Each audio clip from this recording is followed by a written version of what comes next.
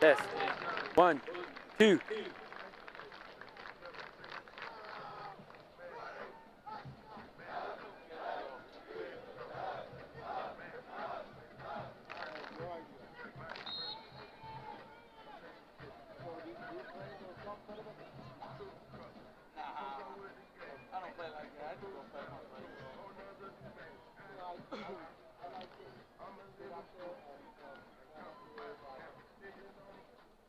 Good evening, ladies and gentlemen. Welcome to the Student Activity Center for tonight's game between the visiting Laredo Nixon Mustangs and your Winn High School Mavericks. Before we begin tonight's ball game, we'd like to take a moment to recognize the CC1 band parents and band seniors. We'd like to direct your attention to the sideline as we will begin with Andres Rivera, trumpet senior, and Joaquin Rivera, trombone senior, accompanied by Mother Ana Flores, stepmother Rosa Rodriguez, brother Tadeo Rivera.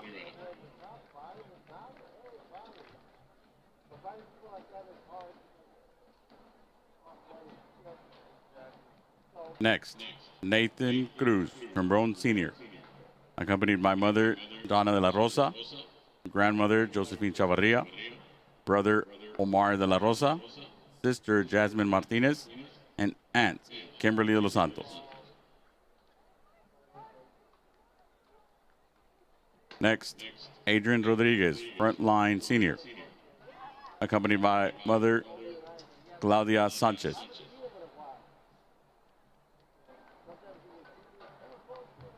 Followed by Dariana Garcia, flute senior, accompanied by Mother Dariela Garcia, brother Ricardo Garcia, and sister Adelina Garcia.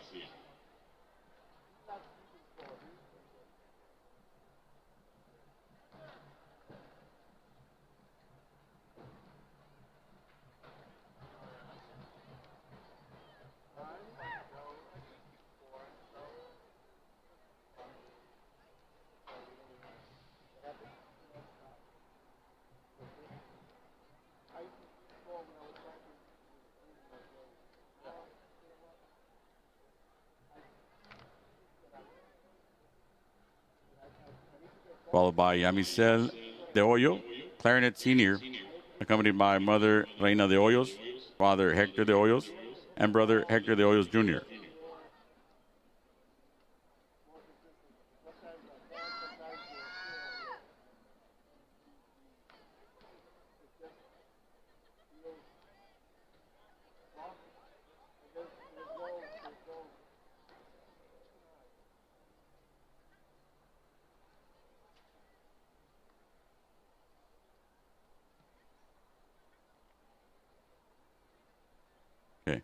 Followed by Andreas Camilla, guard senior, Mother Teresita Santos, nephews Leo Santos and Mateo Santos.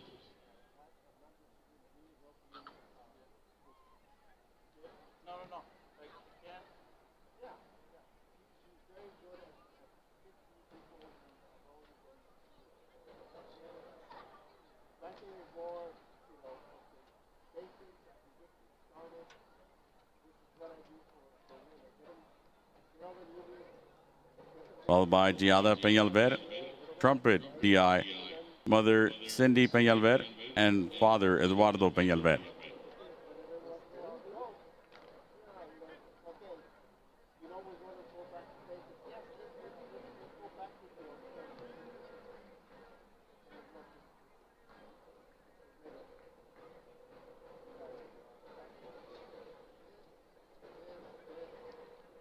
Next, Alan Ramos, trumpet DI, Mother Jackie Ramos, and Father Oscar Ramos, as well as brother Oscar Tres Ramos.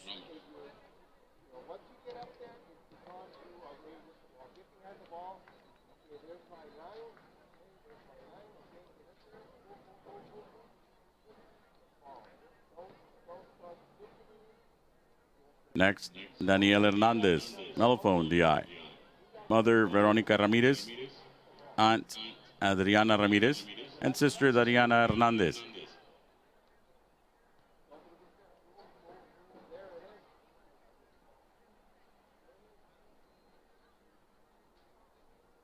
Next, Andres Flores, baritone DI. Mother Sandra Flores, father Alan Flores, brother Rodrigo Flores, and sister Sofia Rodriguez.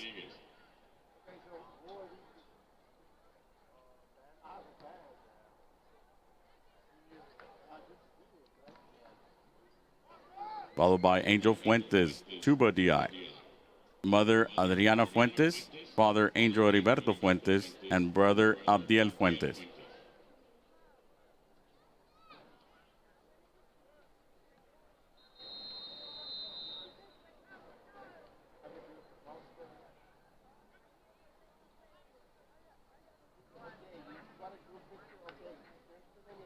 Next, Israel Longoria, trombone DI, accompanied by mother Adriana Longoria, father Jesus Longoria, sister Alexis Longoria, and brother Isaac Longoria.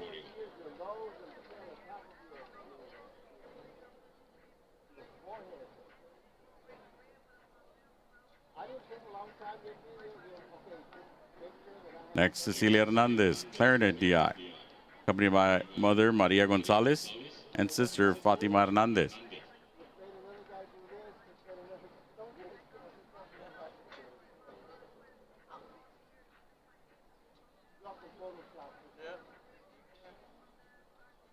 Next is Alexa Gomez, clarinet DI.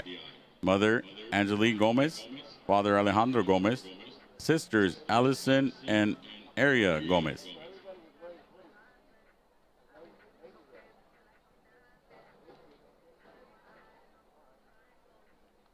Next is Maria Gonzalez, flute DI, accompanied by mother Alejandra Gonzalez and father Alfredo Gonzalez.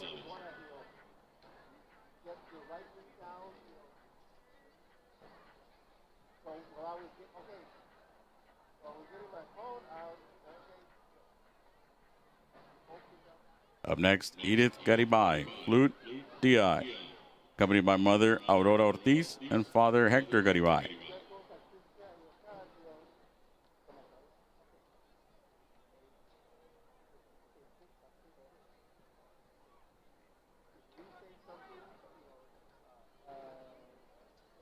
Next up, Ignacio Ambriz, saxophone DI, mother Paloma Ambriz, grandmother Gloria Estrada, and brothers Richard and Miguel Angel Ambriz.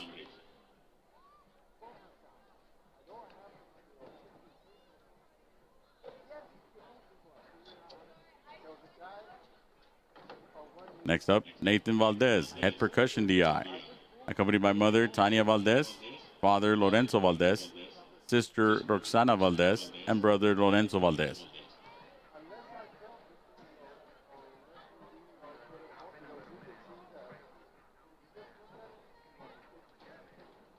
Next is Diego Vallejo, frontline DI, accompanied by mother Berta Fuentes, grandmother Rosa Fuentes, and brother Jesus Vallejo.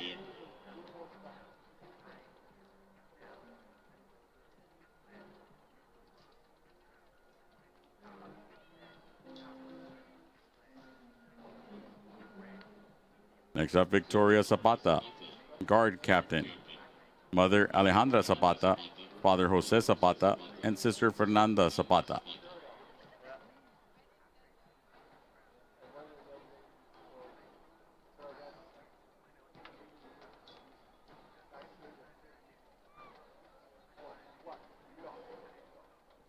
Up next, Giovanni Valderas, guard co-captain, accompanied by mother Yahaira Cáceres, father William Valderas, brother Emilio Valderas, and sister Kate Valderas.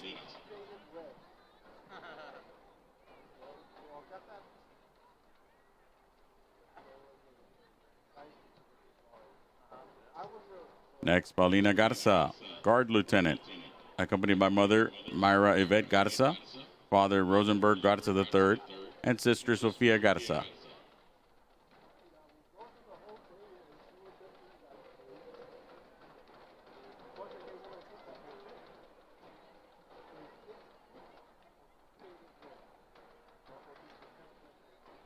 Next, Milena Snyder, head drum major, accompanied by mother Norma Snyder, godmother Liliana Lopez, and sister Bella Torres, and godbrother Lucas Contreras.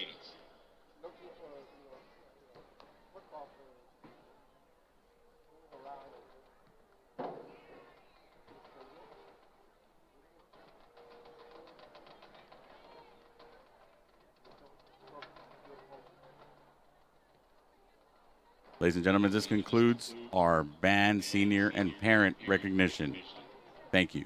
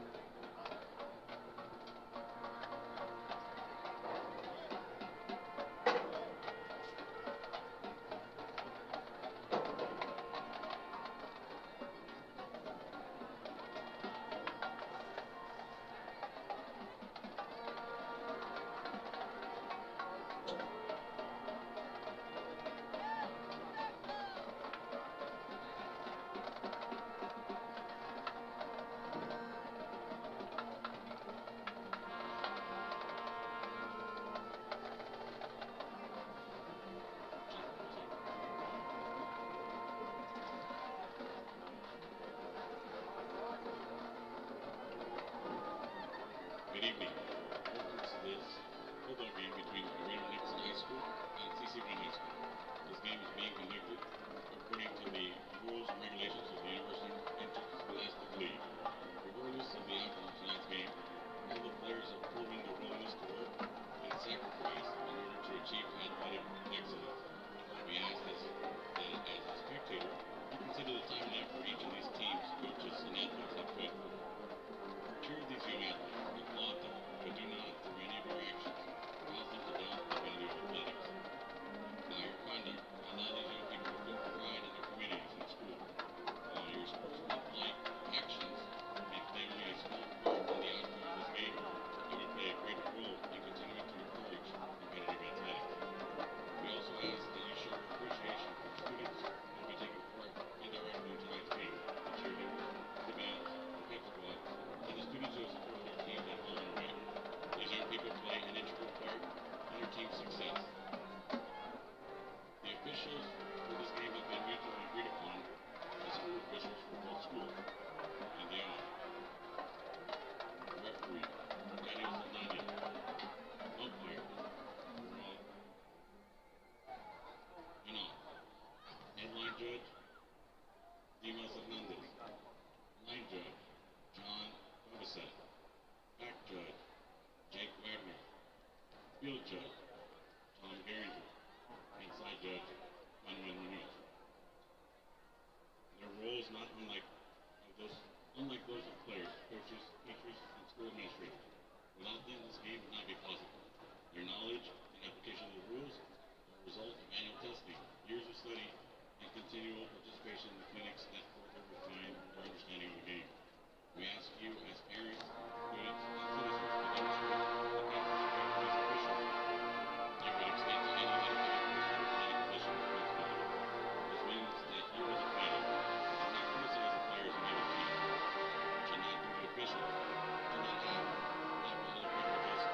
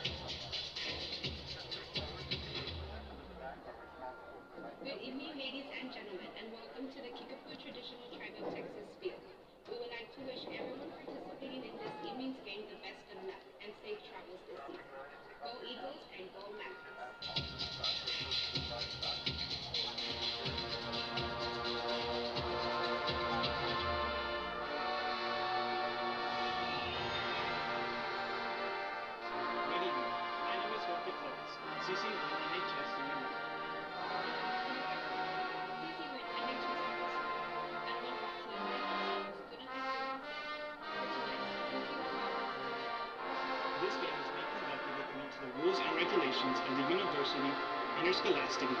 Regardless of the outcome of tonight's game, all of the players have proven their willingness to work and sacrifice in order to achieve athletic excellence. We ask that as a spectator, you consider the time and effort each of these teams, coaches, and athletes have put forward. Cheer these young athletes, applaud them, but do not through any of your actions cause them to doubt the value of athletics. By your conduct, allow these young people to feel pride in their communities and school.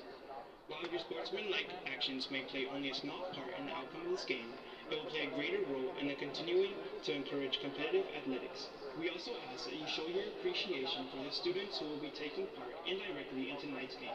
The cheerleaders, the bands, the dance teams, and the students who have supported their teams at home and away. These young people play an integral part in their team's success. The officials for this game have been mutually agreed upon by school officials from both schools. Their role is not unlike those of players, coaches, teachers, and school administrators.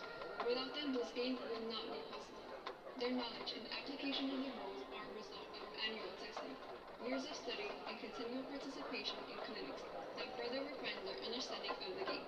We ask you, as students, parents, and citizens, to demonstrate the kind of respect for these officials you would extend to any dedicated person in a position of responsibility. This means that you as a fan should not criticize the players on either team, should not boo the officials, should not have alcoholic beverages on public school grounds since it is a violation of state law, should be courteous to the visiting fans, should cheer for your team, and should show respect for injured players on both teams. Good luck to all teams participating in tonight's game. And go on Mavericks!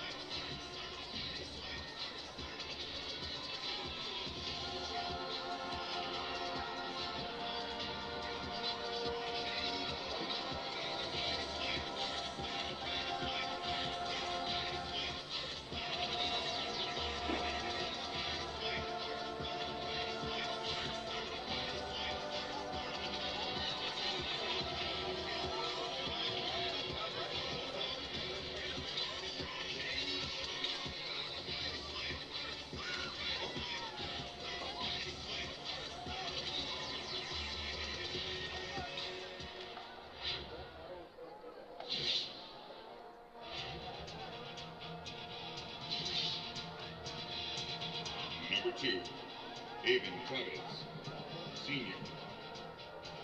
Number 3, Bobby Cabrera, senior. Number 4, Jacob Jimenez, senior. Number 5, Enrique Perez, senior. Number 6, Ezequiel Blanco, senior. Number 7, Juan Cruz Jr., junior. Number 9, Kevin Sugako, junior. Number 10, Matthew Villaseñor, junior. Number 11, Jaime Rojas, junior. Number 12, Ian Herrera, junior.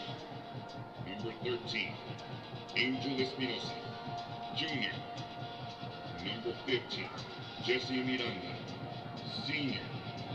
Number 17, Julian Perez, senior. Number 20, Asael Olvera, junior. Number 21, Gustavo de Hoyos, senior. Number 22, Eric Rodriguez, senior. Number 23, Adolfo Pulido, junior. Number 24, Edward Hurtado, senior. Number 28, Julian Hampton, senior. Number 30, Sebastian Ibarra. Senior. Number 31, Christopher Aguilar. Senior. Number 32, Angel Lopez. Senior. Number 33, Leonardo Vasquez. Sophomore. Number 34, Adrian Rodriguez. Senior. Number 36, Humberto Munoz Jr. Senior. Number 43, Jeremiah Alejandro Jr. Number 44, Joaquin Velasquez Jr. Number 46, Jalen Castillo Jr. Number 48, Azael Avila Senior. Number 50, Abraham Acosta Senior. Number 51, Alberto Palomera Senior. Number 54, Joaquin Rodriguez Jr. Number 56, Luis Negrete Senior. Number 57, Arnoldo Renteria Senior. Number 61, Neil Martinez Sophomore. Number 62, Henry Flores Jr. Number 63, Christian Mata Senior.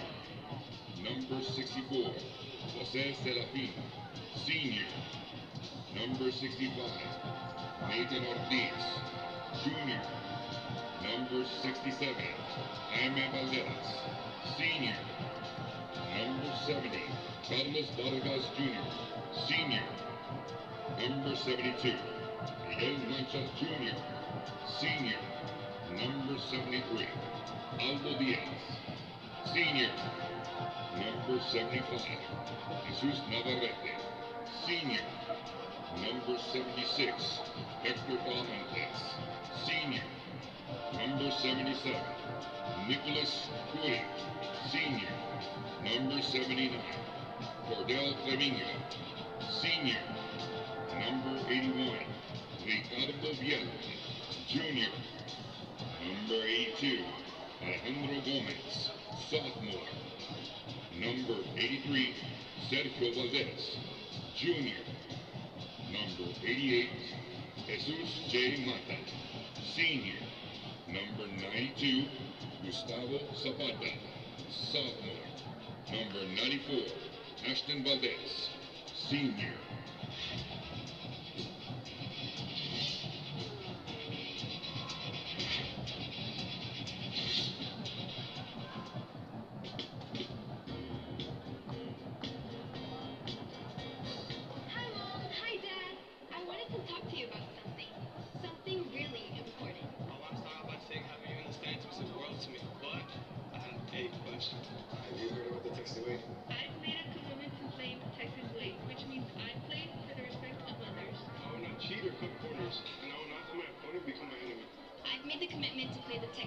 Which means I play with the control of self. I will slow down my anger and act based on my standards.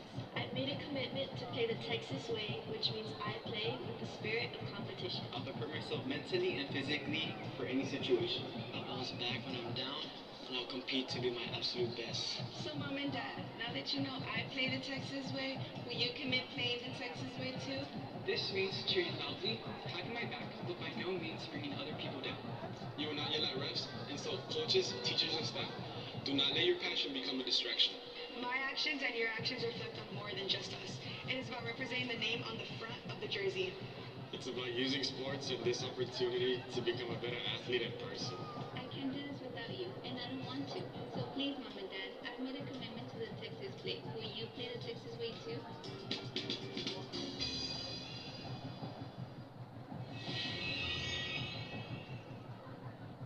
Good evening. My name is Sam Medrano, and I am the proud daughter of Mario Medrano and Selma Perez. And I am CC Winn's High School Student Council President. And I'm Roberto Palan, the proud son of Leonor Guerrero and Roberto Palan. And I'm representing as your CC Winn High School First Vice President Student Council. Welcome to tonight's game. As our very own CC Winn Mavericks take the field against this week's opponents, we would like to thank parents and fans that came out this evening to support our athletes. Everyone has been hard at work, and as Luke Holtz once said, ability is what you're capable of doing. Motivation determines what you do, and attitude determines how well you do it. At this time, I ask that you bow your heads if you wish.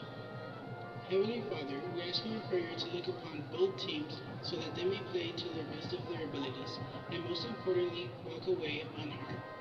Tonight, we come together in unity to enjoy each other's company, all in good sportsmanship. Please watch over those traveling back home tonight so that they may arrive home safely. In your son's name, we pray. Amen. Good luck to both teams participating tonight. And go Mavericks!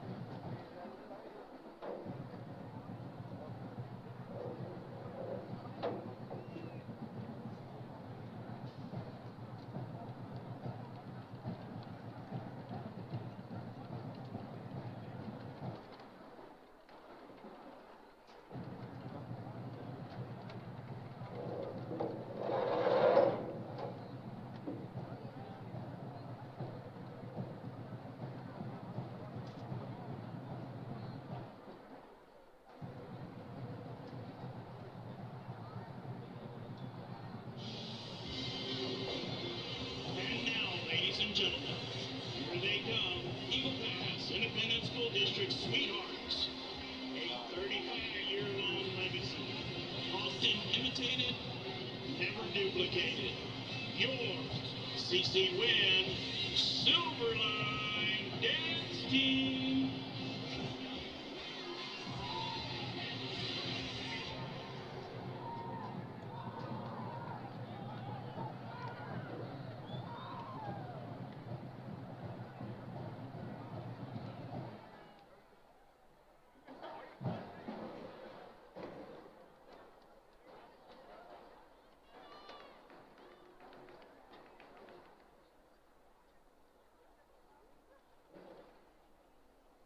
Good evening, ladies and gentlemen. In the case of an evacuation, please leave the stadium in an orderly fashion. Exit from the ramps and gates that you entered through. If you need help, assistance, or have any questions, there are officers here to guide you. So please leave the stadium expeditiously and with haste.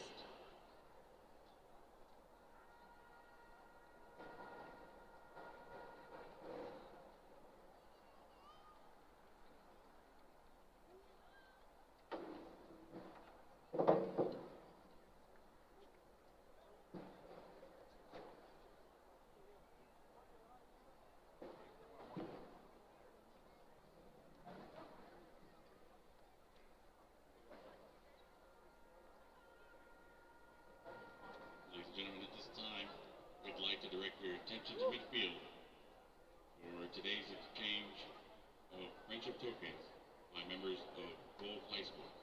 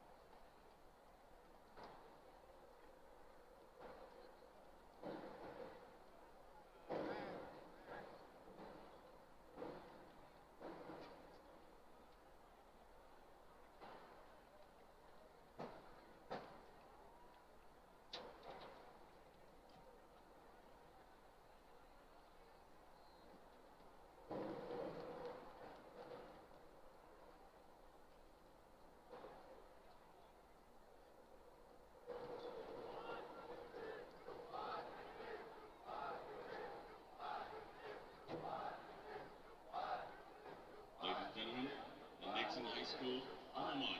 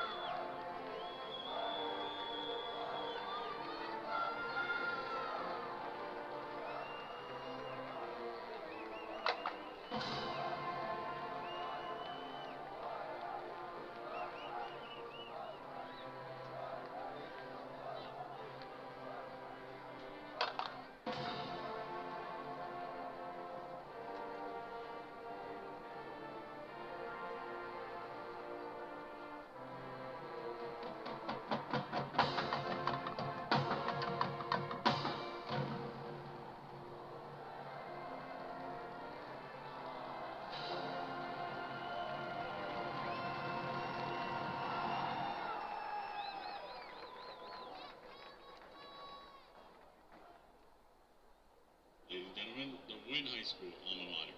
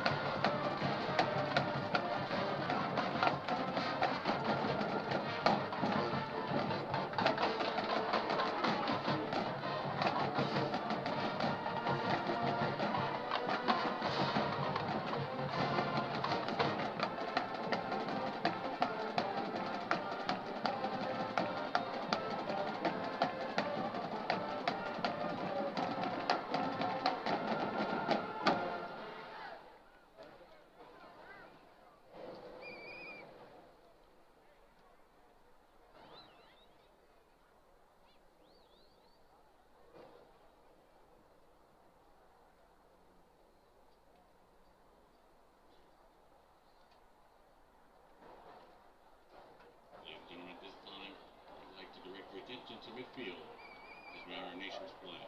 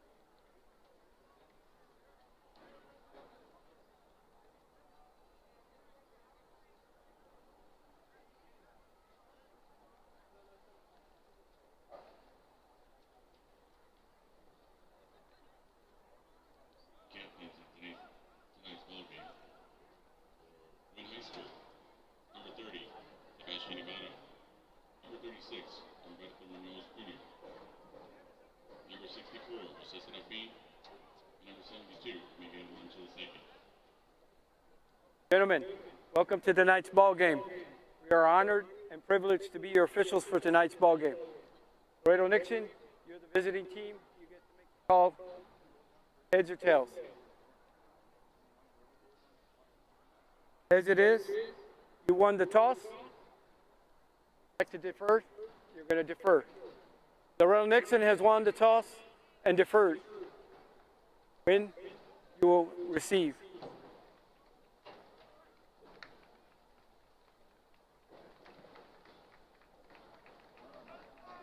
Winn will receive at this side. Shake hands.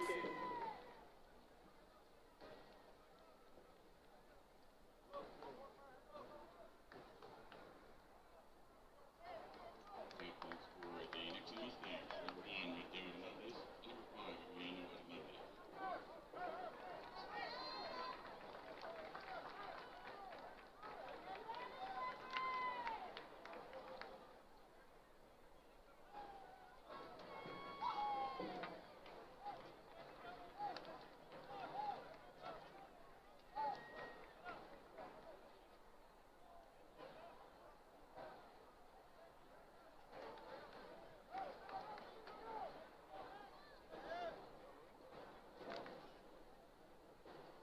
Receiving for the Mavericks, number 3, Bobby Laredo. Number 6, Ezekiel Lunda. And number 11, Emil Rivas.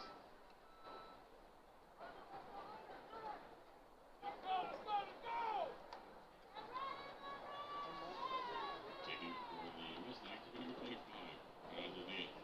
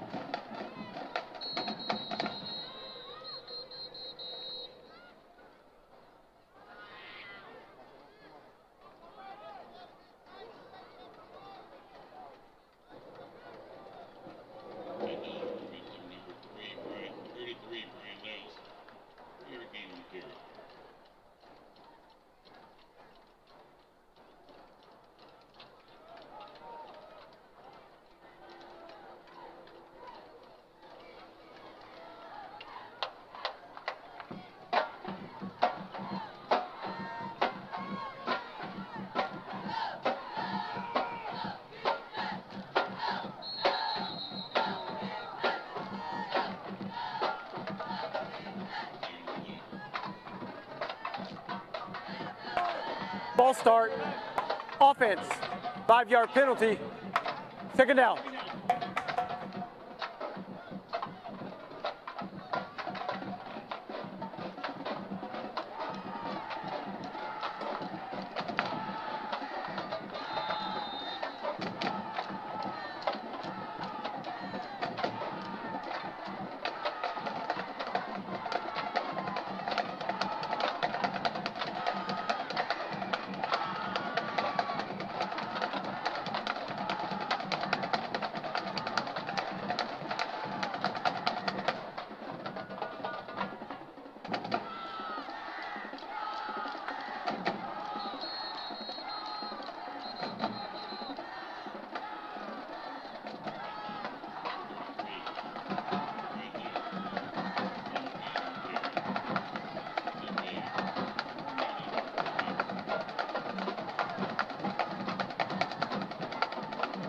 Division 1.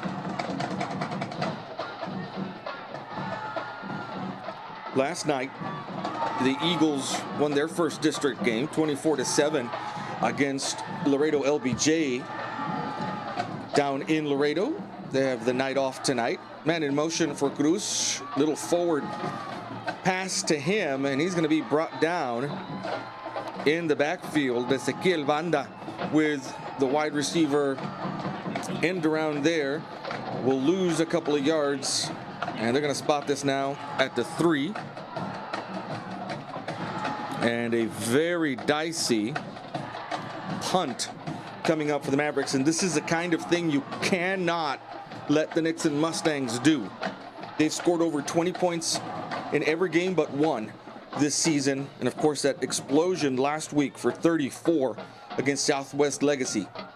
Sugaki is going to kick this off from about 8 yards deep in the end zone. Gets off a good punt. It'll take a bounce at about the 40, fielded there. Coming into the near side is the return man.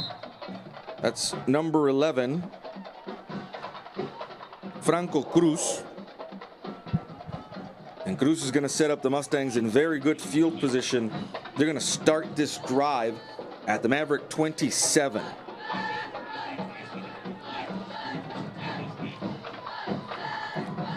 Just underway, only a couple of minutes deep into this ball game. The Mustangs come to the 27-yard line for their first drive of the game, and they will rely on number 10, Hunter Salinas, the quarterback. It's a keeper by Salinas. Good job of knifing in there by number 2 for the Mavericks, Avon Chavez, to bring him down for a loss of about a yard back to the 28. Salinas, the quarterback, is the leading rusher on this team. Has rushed for 390 yards this season, has averaged about 5.1 yards per carry. Here's the keeper again, and again the Maverick defense is on him. He drops the ball, and he's able to fall on top of it, but again, Avon Chavez knifing into the backfield. Had his hands on Salinas. We've got a man down for the Mavericks right there at about the 34-yard line. That's also going to be the line of scrimmage. A 6-yard loss on the sack. And it appears, at least so far, that the Mavericks know where the threat's going to come from. We said that Hunter Salinas is the leading rusher, the quarterback for this Mustang team. And early on, this Maverick defense is keying in and not being faked out by the read options so far, as Salinas has elected to keep the ball in both plays in this game. Now, that young man is up down there on the ground. Gustavo Zapata, sophomore defensive lineman, a huge role that he plays in this Maverick defense, is going to come off the field under his own power. Looks to be all right as he comes here to the near sideline. But more importantly, the Mustangs now have a 3rd and 16 from back here at the 34-yard line. And the Maverick defense early on looking to bear down. Salinas is going to be going to the air, no doubt here. Steps back, looks left, now looks right, pumps once, lets the ball. No, it's going to be a sack back at the 40-yard line. Again, Avon Chavez, 3 straight plays in the backfield, and he was in Salinas' face before the quarterback was able to get rid of the ball. Salinas looked left, didn't like the coverage there, came back right, and then had a moment of indecision, and by the time that happened, Avon Chavez was in his face and dropped him to the 40. 3 straight tackles for losses for Avon Chavez to start this game. This ball now at the 40-yard line, and the Nixon Mustangs are going to have to punt off. This looks to be Bobby Cabrera back there at about his 10-yard line, ready to field this punt. Timeout. And we have got Winn. a timeout called by the Mavericks, the first of the game with 7:39 left in the first quarter. Still scoreless. We'll be back. This week's Peter Piper Scholar Athlete of the Week is Danica Bredenstein, a senior at CCU High School. Danica is a proud member of the Winn Varsity tennis team, where she currently serves as team captain. In addition to tennis, Danica is a member of NSHSS and is a youth group leader at her church. Her favorite subject in school is science because she enjoys understanding things at a molecular level. In the future, Danica plans to attend college and study marine biology and genetics. Congratulations, Danica. This week's Peter Piper Scholar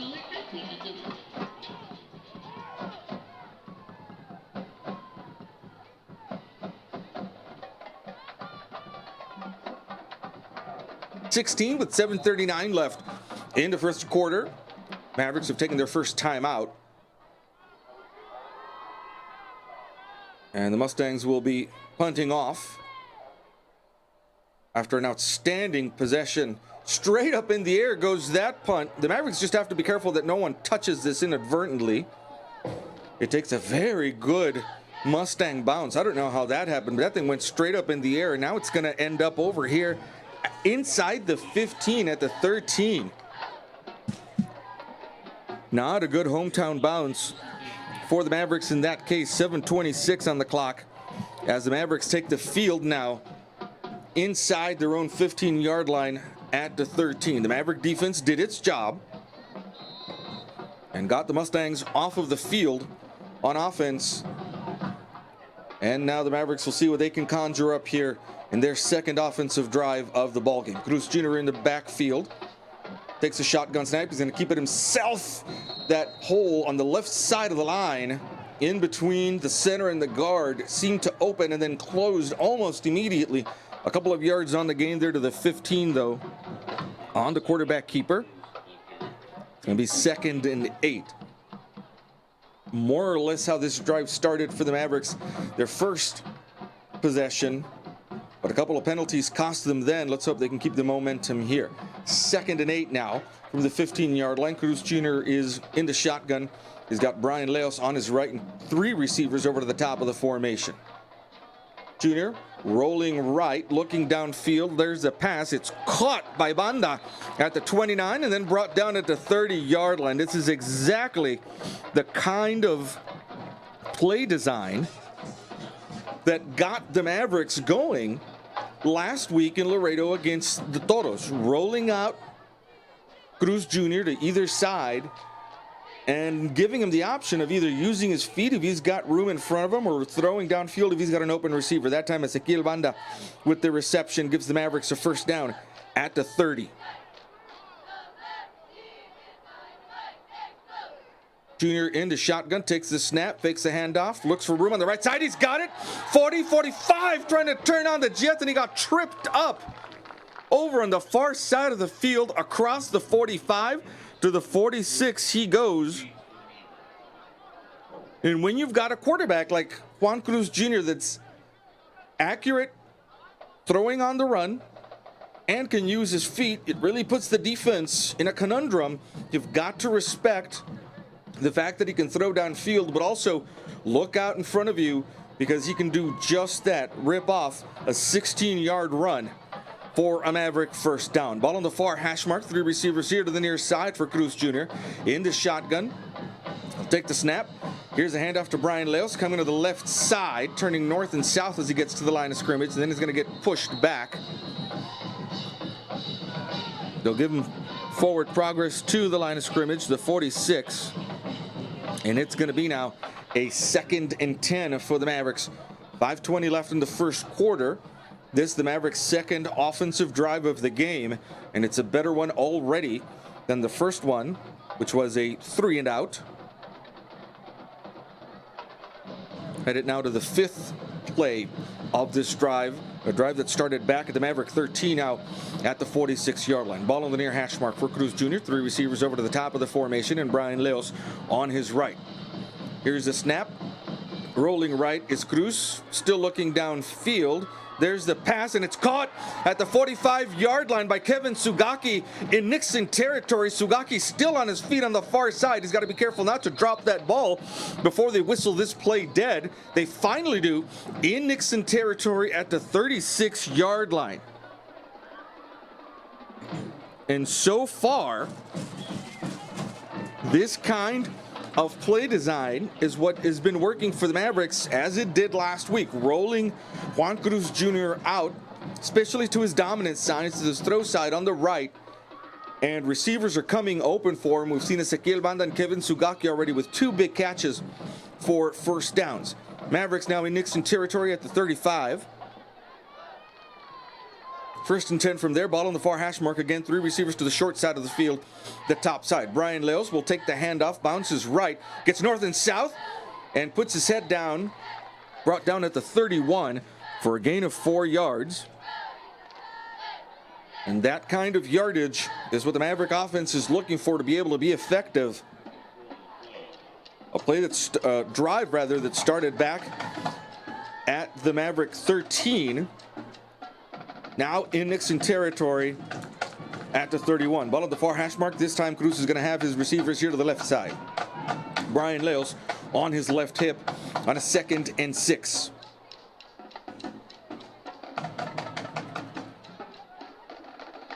Cruz Jr. will take the snap, rolls left, looking downfield, stops now. Going to go all the way back to the far side of the field. Still looking for someone open. Now he'll just turn on the jets and pick up the first down himself and more. Across the 20 goes Juan Cruz Jr. to the 16. A 15-yard carry gets the Mavericks another first down. This is what we saw him do last week against Cigarroa so effectively. Roll to the side where the play is designed. No one's open, and he feels confident that he can outrun that defense as he rolls to the opposite side of the field. He did that then, a good 15-yard scramble and run for Cruz Jr. Mavericks with 3:07 left in the first quarter now at the Nixon 16-yard line, ball on the far hash mark. Here's a snap. Keeper for Cruz Jr.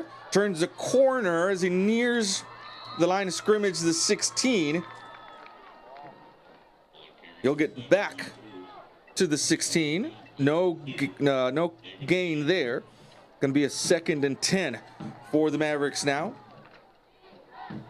As the clock ticks down in the first quarter, 2:59 left. Clock stops as Cruz Jr. went out of bounds here down on the near sideline.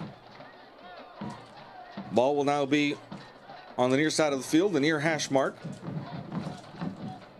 We haven't seen Jaime Rojas involved in the passing game yet.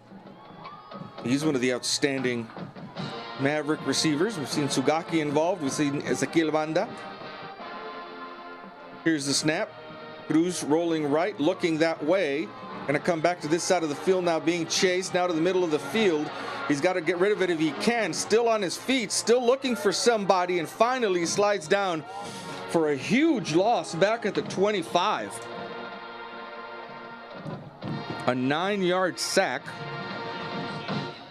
as Cruz Jr. had no choice, kept looking downfield, no one was open. Finally ran out of gas over on the far sideline, and a huge loss there to the 25 is going to make it 3rd and long now for the Mavericks. 3rd and 19.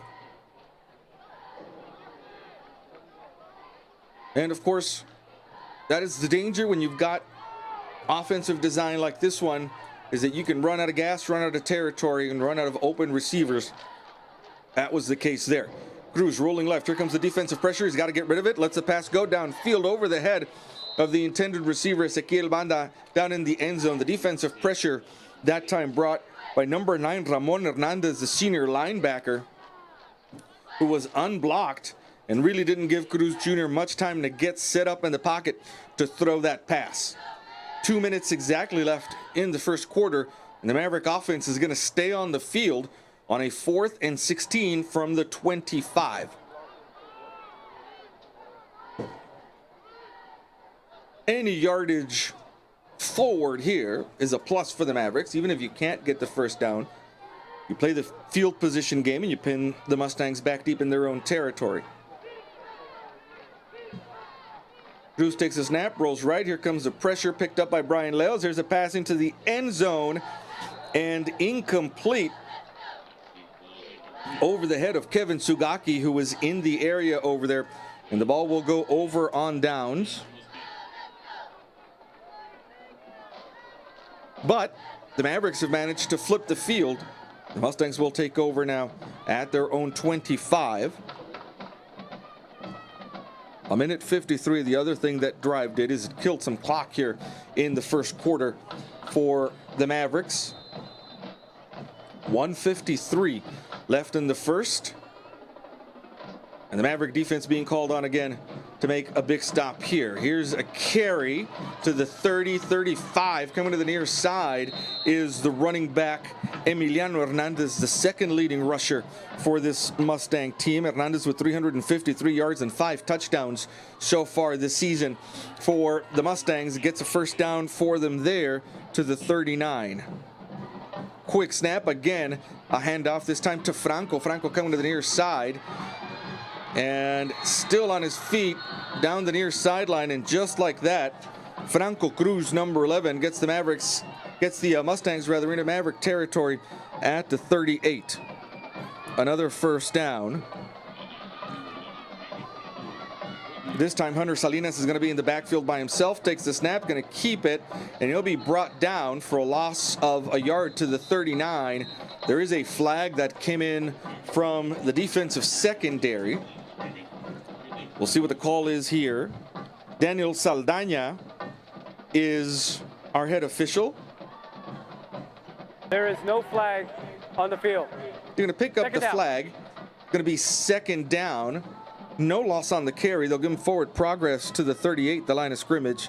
2nd and 10 there. So far, Hunter Salinas not really able to get many yards with his feet. But the 2 times he's handed off to Emilio Hernandez and Franco Cruz, they have been big running plays for the Mustangs. 2nd and 10 here. Salinas drops back to pass. Here comes the pressure. They're going to set up the screen to Hernandez, and Hernandez is brought down after a gain of only about a yard to the 37. Good job by the Maverick defense there of not biting on that screen, staying home, and they were able to bring down Emilio Hernandez as soon as he caught that ball. Ball's at the 47 now, where it's going to be a 3rd and about 9 on the near hash mark. Hunter Salinas in the shotgun with 3 receivers over to the far side, 1 split out wide right here to the near side. He's got Hernandez in front of him as a blocker. Hernandez picks up the blitz. There goes the long pass. It is incomplete, out of bounds. The receiver in the area was number 7, Hugo Ramos. And again, the Maverick defense has held firm. Now, in this part of the field, you always have to be careful. On a 4th and 9. The 4th and 10 really is the line of scrimmage is a 48. That this isn't a punt. On 4th down. There's a snap, the kick straight up in the air, it goes again. Mavericks have to be careful that doesn't run into anybody. It's going to be downed at the 14-yard line over on the far side of the field by Hugo Ramos. And again, here comes the Maverick offense, but you've really got to hand it to this Maverick defense. 2 drives for Nixon, 0 points with 18 seconds left in the first quarter. This is big. Again, this is a Mustang team that has scored at least 20 in almost all of their games, have won their last 3 games in district, 22-18, 28-13, and 34-15. So good job by the Maverick defense so far. Now it's just the Maverick offense that's got to get on a roll. They did the last possession, but were unable to come away with any points. This time they're starting at their 14. Here's a handoff to Brian Leos. Leos tries the left side of the line. He'll get swallowed up after a gain of a yard to the 15. It'll be 2nd and 9 from there. And that will be the last play of the first quarter. We'll switch sides of the fields and come back for second quarter action. Scoreless between the Mustangs and the Mavericks.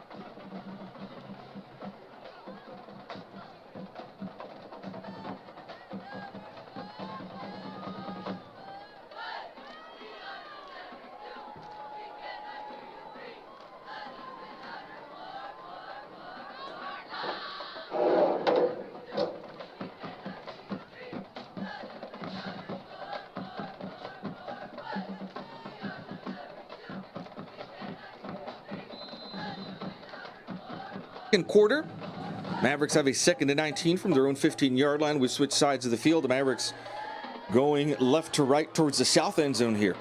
Goes to Foster Veterans Memorial Stadium, still scoreless as we start the second. Cruz Jr. into shotgun with 3 receivers here to the near side. Brian Leos on his right. Cruz Jr. looks over the defense, takes the snap, rolls right, looking downfield. There's a pass. It's, through the hands of the intended receiver, Kevin Sugaki, at about the 27-yard line. Sugaki tried to look that ball into his hands, was unable to. It was a dart thrown by Cruz Jr. Clock stops on the incompletion, and it's going to be a 3rd and long now. From the 15, 3rd and 9. Again, not the down and distance that works for this Maverick offense. The previous drive was a 9-play drive that took about 7 minutes off of the first quarter. This time the Mavericks seek to avoid a 3 and out, especially this deep in their own territory. Here comes the pressure. Cruz Jr. has to just get rid of it, and it is incomplete at about the 25-yard line. He did have a receiver in the pattern. That was Jaime Rojas, but with the defense in his face, Cruz Jr. was unable to throw it effectively. There's a flag, I believe, down on the field because the Maverick offense, for now at least, is staying down there. And I don't know if they had the down marker. Eagle man. Downfield. 5 yards. This penalty is going to go against the Mavericks for an ineligible receiver downfield. And it's going to cost them 5 yards back in the direction of their own end zone, back to the 10. And again, Sugaki is going to have to punt this off right from his end zone. The previous penalty was declined by Nixon. 4th down. And we're told that the previous penalty was declined by the Mustangs. They do not want to give the Mavericks another shot at 3rd down. They'll decline that. They'll take the result of the play, which was an incompletion, and the ball will remain at the 15-yard line. And it will be punted off by Kevin Sugaki. Franco Cruz waiting for this punt at about midfield for the Mustangs.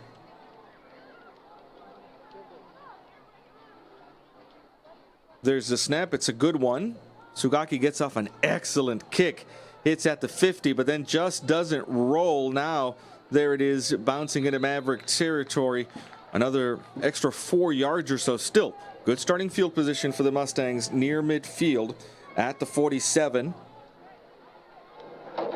With 11:39 left in the first half. Except for 2 big running plays, one by Emilio Hernandez, one by Franco Cruz, Mustangs haven't been able to get anything going on the ground. The Maverick defense has certainly clamped down on their workhorse, Hunter Salinas, out of the backfield, the quarterback. Salinas is in the shotgun by himself. He's got 3 receivers to the top side of the formation and 2 over to the left side here, the near side. Salinas takes the snap. It's a keeper up the middle. He goes, bounces left now, and then slides after a gain of about a yard to the 48.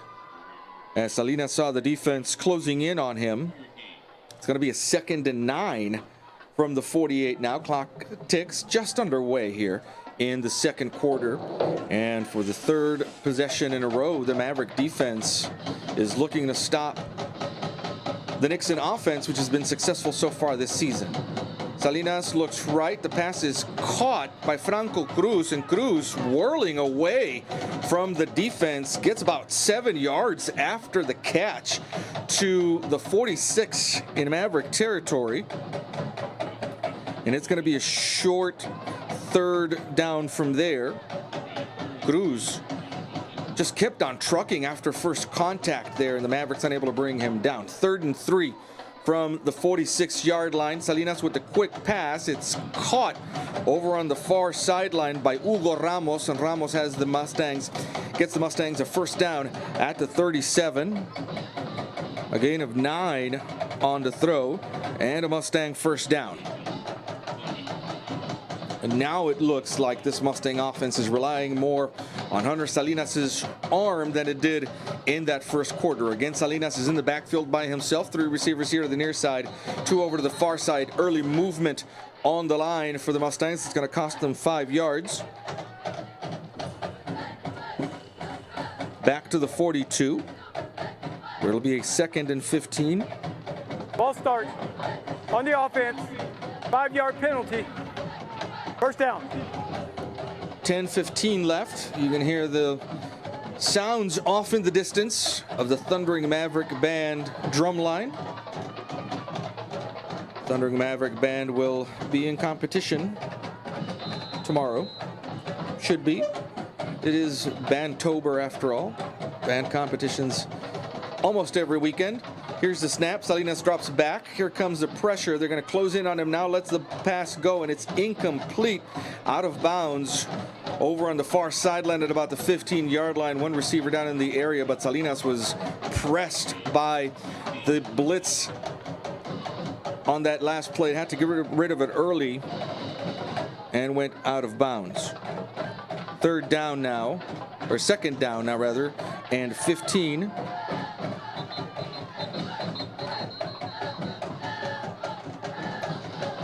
Got a stoppage down on the field.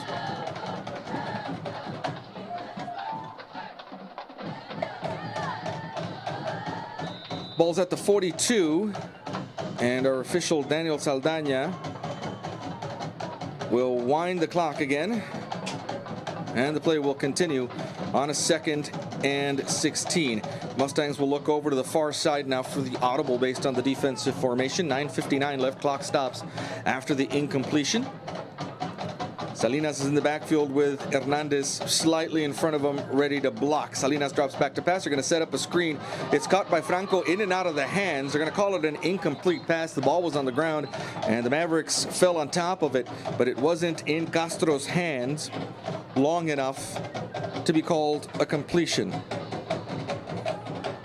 We're being told now no competition for the Maverick Band tomorrow, not until the following weekend. But no doubt they will be hard at work tomorrow, probably right down here at the SAC tomorrow morning. 3rd and 15. After the incompletion from the 42-yard line in Maverick territory for the Mustangs, Mavericks have to be careful not to let anyone get behind them in the defensive secretary. Here comes the pressure. It's well defended.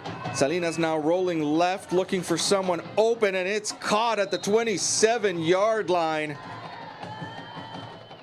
Devron Ramos with the catch and the first down. Well, depends on the spot. They're going to spot him right at the line to get for a first down at the 27, and that's a Mustang first down. Hunter Salinas. And now the spot looks like it's a yard shy, so this is actually a 4th down from the 28. Salinas with the ball, and he gets inside the 25 to the 24 now for a Mustang first down on the tush push there, the quarterback keeper. And boy, you got to hand it to Hunter Salinas, keeping that play alive for a big 15-yard, 14-yard strike. Here's Emilio Hernandez with the carry, looking for room on the left side of the line, and the Maverick defense, good job of bringing him down after only 2 yards. They'll give him actually a yard now to the 23, where it'll be 2nd and 9. Not much success, sustained success on the ground. It's really been 2 long rush plays and 1 long passing play that's done the job for the Mustangs so far in this game. 8.5 minutes left in the first half. Here is Salinas with the carry up the middle. He goes, he's got room now, bounces left, comes here to the near side, and finally brought down inside the 10 at the 9. And without hesitation, Hunter Salinas, a quarterback keeper the whole way. Not even a delay, just got that ball, and it was a quarterback dive right into the middle of the line. Good job by the Nixon offensive line of keeping everybody off of him, and he found a lot of room for a big gain there inside the 10-yard line. It's a 1st and goal now for the Mustangs with exactly 8 minutes left in the first half. The clock has stopped, not sure why, as Salinas was not taken out of bounds, and there's been no timeout called. Clock still not moving with 8 minutes left. Hunter Salinas in the shotgun ball on the near hash mark. Takes the snap, keeps it himself, bounces left, and gets maybe a yard. The line of scrimmage was actually the 14, not the 9. Now he's inside the 10 at the 8, a gain of 6 yards. 2nd and 4 coming up for the Mustangs with about 7.5 minutes left. Gotta hand it to this Maverick defense. Those first 2 drives, they held firm. And in this drive, Salinas has just picked them apart. Here's a sweep for Emilio Hernandez, and he's gonna get into the end zone for his 6th touchdown of the season. And it puts the Mustangs on the board with 7:20 left in the first half. The run by number 5, Emilio Hernandez, makes the score 6-0 for now. On for the point after attempt comes Leo Gasca. And Gasca's kick is good. With 7:20 left in the first half, Mustang has scored first. 7-0 is the Mustang lead. We'll be back.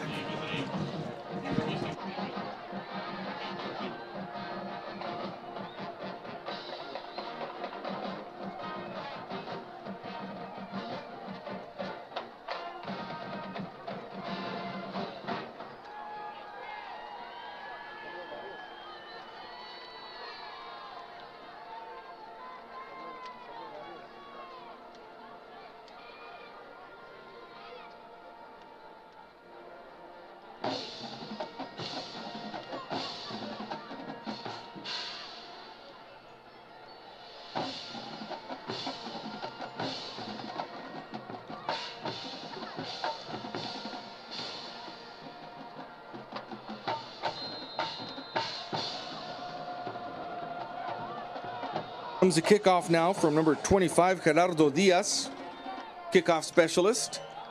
And it is fair caught inside the 10 by Bobby Cruz. And the Maverick offense now with 7:20 left in the first half will come out and try to match point for point what the Mustang offense just did on a long drive, a 12-play drive that started at the Mustang 47, 53-yard drive that ended in an 8-yard touchdown run by Emilio Hernandez. Point after was good to make the score 7-0. Mavericks are going to start from their own 25. They've got time here. They need to score. They will not get the ball back first in the second half. They received the opening kickoff. So very important to get some points on the board here. Leos trying to find some room on the left side of the line, is unable to. A 2-yard loss as the Nixon Mustang defense closed in on him. Ball now is back at the 23. Going to be a 2nd and 12 from there. 7 minutes showing on the clock. Mavericks have had one good sustained drive. That's the second one of the ball game for them. One that started at their own 13-yard line and stalled at about the Mustang 16. 3 receivers down here on the near side for Cruz. That's the side he'll roll out to. Has some time. Now takes the ball down, lets the pass go. It's caught by Kevin Sugaki at the 39-yard line and then brought down across the 40 at the 41. Great job. We saw it develop from up in the booth. Kevin Sugaki did exactly what you're taught to do as a wide receiver when your quarterback is in trouble. You run toward him, you give him a good target. That's exactly what Sugaki did. And Cruz Jr., with a couple of Nixon defenders in his face, was able to get off a good throw. And Sugaki was right there, bobbled just for a second before he got full control of it. He was able to bring it down at the 41-yard line. From the 41 now, Cruz will put Jaime Rojas in motion across to the top side of the formation. Over to the left side, split out wide left now is Jaime Rojas. There's the snap, fakes the handoff, keeps it himself. He's got room up the middle at midfield, still on his feet and brought down inside Mustang territory at the 47. They're going to take a look at Juan Cruz Jr., who took a hard hit as the play came to an end. And they're going to have to get someone out there to look at him, because he is not in good shape down on the field. We're going to step away as the Maverick crew comes out and takes a look at Juan Cruz Jr.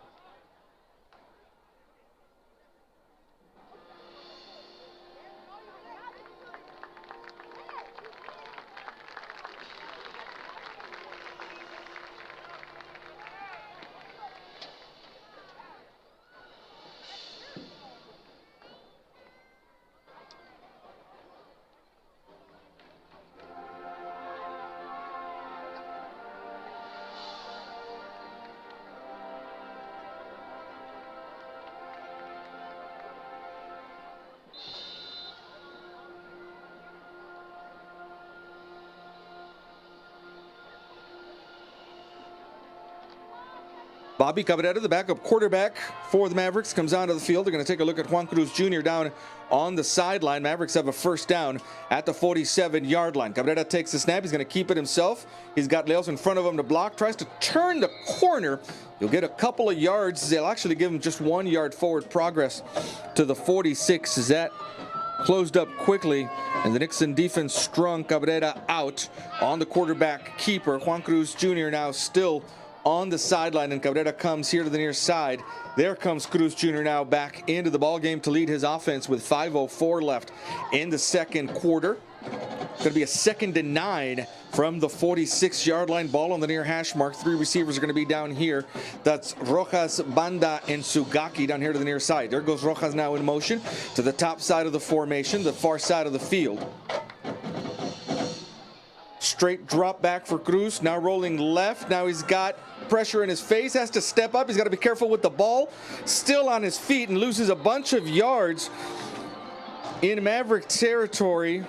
Just wasn't able to find anyone open, and the scamper will make him lose a bunch of yards back here to the 47. And it's going to be a 3rd and very long now for the Mavericks with 4:16 left in the first quarter. 3rd and 16. You'd like to think if they can get some of this yardage back, that they'll keep the offense out there on 4th down. If they can get back on their own, back on the Nixon side of the field. Cruz Jr. into shotgun, takes the snap, rolls left. That's the side the pressure's coming from. He's got room if he wants to run. Now decides to run at the 40. Gets a first down and inside the 35. Juan Cruz Jr. running hard. Gets the Mavericks a first down at the 33-yard line. Made something out of nothing there. Cruz Jr. clearly still a little hobbled by whatever that lower leg injury was earlier in this drive, but saw the Red Sea part and took advantage of it. 3:29 left. The Mavericks have 2 timeouts left in the half. And Cruz Jr. again, still a little bothered by that lower leg complaint, will be in the shotgun with Brian Leos on his left. The handoff is to Leos. Right up the middle of the formation he goes, bounces left, whirls around, and he'll get 2 yards to the 31. Where it'll be a 2nd and 8. Cruz Jr. coming to the near side to talk to offensive coordinator Heriberto Royce. 2:54 left in the half. The Mavericks trying to answer that Nixon Mustang scoring drive that came with 7:20 left in the first half. Upcoming is the 8th play of this drive for the Mavericks, a drive that started back at their own 25. 2nd and 8 from the 31.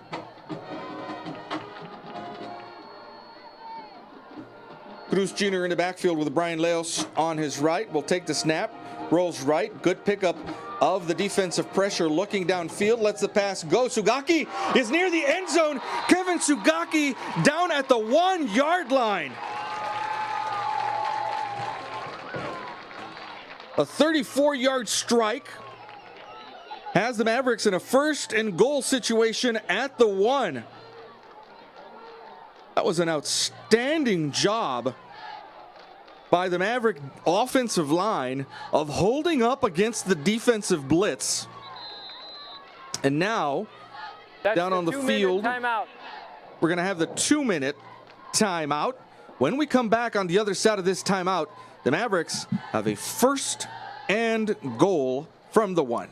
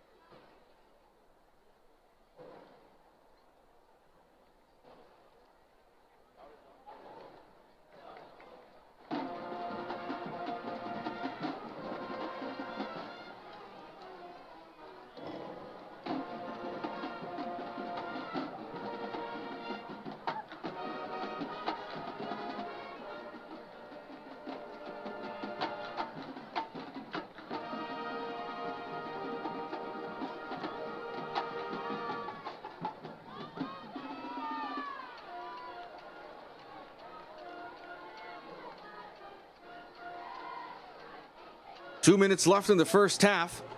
And after a 32-yard strike from Juan Cruz Jr. to Kevin Sugaki, the Mavericks knocking on the door at the 1-yard line with a 1st and goal, looking to put points on the board and match this Nixon 7-point lead.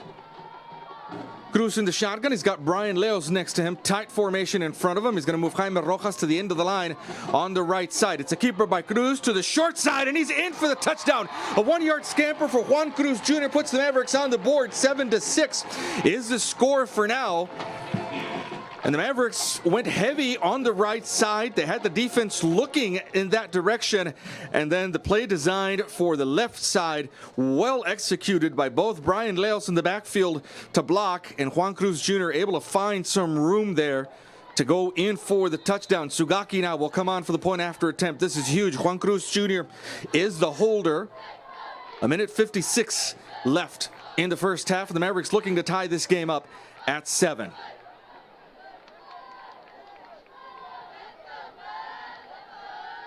There's a snap, the hold, the kick is on its way, and it is actually a keeper by Juan Cruz, and he's not able to get in for the 2 points. Cruz running across the far side of the field. A broken play there on the point after attempt, and the score will remain Mustangs 7, Mavericks 6 with 1:56 left in the first half.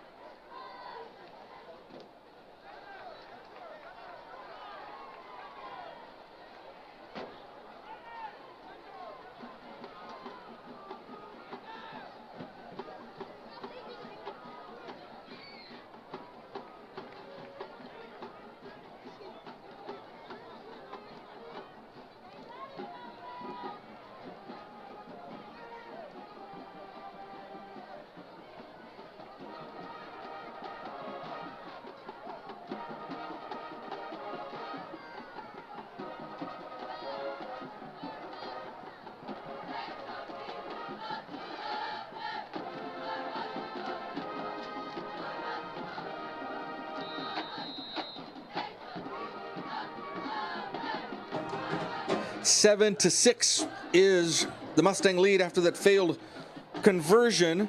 Onside kick here. Ball is live and still rolling around at about the 40. There's a scramble at the 39. Let's see if the Mavericks have this. A surprise onside short kick. Kevin Sugaki saying the Mavericks have the ball. And they do at the 39-yard line. Coach Charlie Soto, on the special teams coach, pulls out a little trickeration late here in the first half with 1:50 left. And the Mavericks, with 2 timeouts now, will have the ball back at the 39 in Mustang territory. That kick took everyone on the Mustang team, the coverage team, by surprise. And it hopped up in the air right there at about the 40-yard line as it kicked. No one was able to get it. And quickly the Mavericks were on top of it. It bounced around off of a bunch of bodies. And finally underneath that pile, the Mavericks were able to come up with it. So right back on offense go Juan Cruz Jr. and the Maverick offense. Ball on the far hash mark at the 39 in Mustang territory. Here's a snap. Cruz rolling right, looking downfield. Still holding it. There's the pass. Incomplete. In the area was Kevin Sugaki at about the 30-yard line. Clock stops on the incompletion with a minute 44. It'll be 2nd down and 10 from the 39.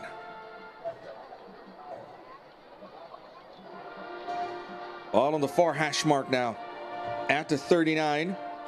If the Mavericks can get at least into Kevin Sugaki's field goal territory, into his kicking distance, they can go into halftime with a lead. But of course, the goal here is to put this ball in the end zone. 2nd and 10 from the 39. Mavericks going to the south end zone, and the Mavericks now, it appears, will Timeout.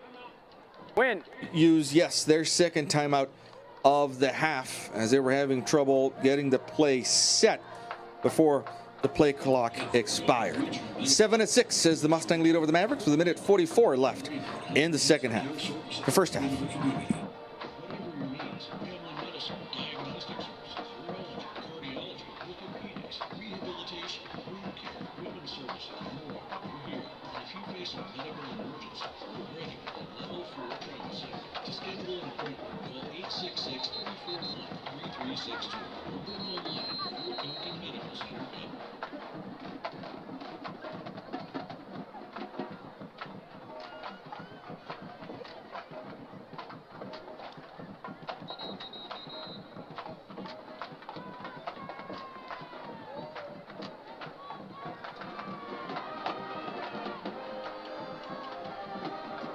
At 44 left in the second quarter. The Mavericks down to 1 timeout. After using their second one there, they used one very early on in this game on defense. An outstanding performance so far by Juan Cruz Jr. with a slightly injured lower body, putting this Maverick team on his back. Here's the snap. Here comes the blitz. Cruz Jr. has to step up in the pocket, does so. He's at the 35. Now jukes left, and he'll be brought down a couple of yards shy of a first down at the 31. And we'll see if he's able to pop up after that tackle. Still just a little hitch in his step as he walks back toward the Maverick huddle. A minute 17 left after that 8-yard run, or 7-yard run by Juan Cruz Jr. It's a 3rd and 2 from the 31.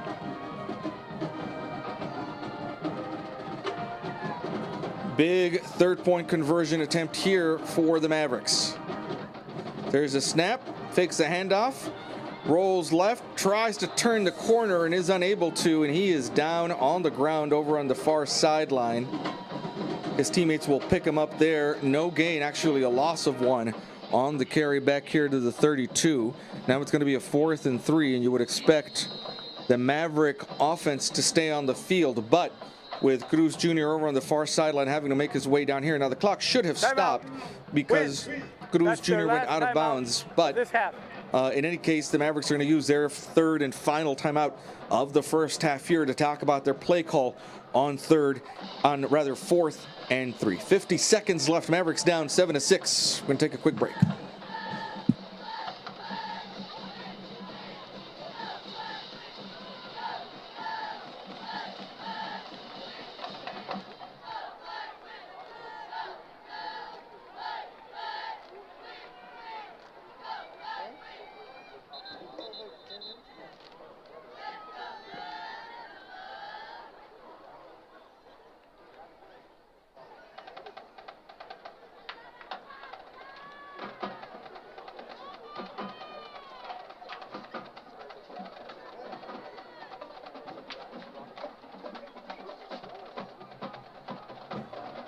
Ball's at the 32.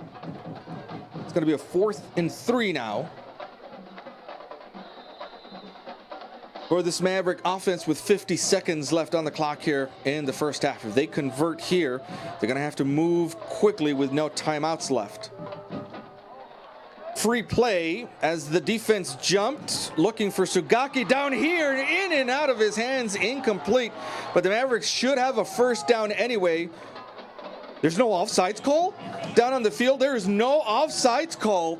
That ball was snapped when the Mustang defensive line was across the neutral zone, and Cruz Jr., just like we did up here in the booth, thought he had a free play on that one and let it go to Sugaki. But no flag on the play, and the ball will go over on downs. The Mustangs are going to start at the 32 with 44 seconds left, and they're going to look to do some damage here because they actually have all 3 timeouts left here in the first half. So they're going to move fast. Here's Salinas. Here comes the pressure in his face. Little screen attempt back here to Emilio Hernandez. Ball falls incomplete at about the 22. Clock stops. No need for the Mustangs to use a timeout there. Clock stops on the incompletion. It'll be 2nd and 10 with 39 seconds left in the first half. One long scoring drive for the Mustangs. That's the last time they had the ball. That came with 11:39 left in the second quarter. Salinas again in the shotgun. In the backfield by himself. Low snap, has to pick it up. Rolling right, looks downfield, lets a pass go. Incomplete. Intended over on the far sideline for Hugo Ramos. And again, no need for the Mustangs to use a timeout there, as the incompletion stops the clock with 34 seconds. Unfortunately, the Mavericks do not have any timeouts left, so unless this next play is an incomplete pass, there's no way for the Mavericks to stop the clock again. In other words, if the Mustangs decide to run or get a catch downfield, they're able to stop the clock. Here comes the pressure. Salinas rolls out of it. There's the pass. Incomplete. Intended for Franco Cruz. And that's exactly what the Mavericks needed, as now the clock stops with 27 seconds left on the clock, and the Mustangs are going to have to punt off. Ezequiel Banda will be back there to receive this punt for the Mavericks. Boy, a 3 and out that took about maybe 12, 13 seconds off the clock. And the Mavericks are going to get the ball back one more time before the end of the half. Again, the Mavericks received to open the game in the opening kickoff. So the Mustangs are going to have the ball first to open the second half. How about a high snap over the punter's head here? Almost. I almost called that ball up in the air. Ezequiel Banda's going to let it bounce, and it's going to take a huge Mustang bounce. Still rolling inside the 15 at the 14. And that took about 3 seconds off the clock. And so with 14 seconds left here in the first half, the Maverick offense is going to go on the field from their own 14-yard line. It'll be interesting to see the call that head coach René Ramirez makes here, if he's going to get aggressive and try to get something far down the field, or if the Mavericks are simply going to run the clock out here in the first half and go into halftime knowing that this game should be tied at 7, but for a botched extra point attempt. And then it's going to be about adjustments at halftime. This Maverick defense has held a Mustang offense that scored over 20 points in every game except one this season to 7 points here. Low snap. Cruz Jr.'s got to pick it up off the ground. Tries to run. Clock is still ticking, and he's just going to go down inside the 10. That should be, well, the Mustangs actually have 3 timeouts left, so they're going to call a timeout here and stop the clock with 7 seconds. And that's the one thing you cannot afford to happen in this situation late in the first half. The center bounced that ball right in front of Juan Cruz Jr. Had to lean down and pick it up. looked downfield, ran around for a little bit, finally had no choice but to go down on his own inside the 10. The ball now is at the 9-yard line, and it's a 2nd and 15 for the Mavericks. And again, the Mustangs do have 2 timeouts left. It'd be hard to figure how a play here wouldn't take under 7 seconds. If anything, you just tell Cruz Jr. run around for 7 seconds, although it's easier said than done. 7 seconds is actually a long time when you're down on the field. And the Mavericks have a short field to work with. What you want to avoid here, if you're Juan Cruz Jr., is running into the end zone and getting tackled there for a safety. Cruz Jr. in the backfield all by himself, awaits the snap. He'll take the snap, keeps it himself, and slides at the 12 with 2 seconds left. And the Mustangs are going to call one more timeout with 2 seconds and a third Nixon. and about 12 left for the Mavericks as Cruz Jr. slid at the 12. And again, a dicey position that the Mavericks are in here. Very late in the first half, 2 seconds left, but the Mustangs kept all 3 of those timeouts in their pocket throughout the first half, and now are making the Mavericks sweat the end of this first half out a little bit. Cruz Jr., who's still dealing with that lower leg injury, will go back out onto the field.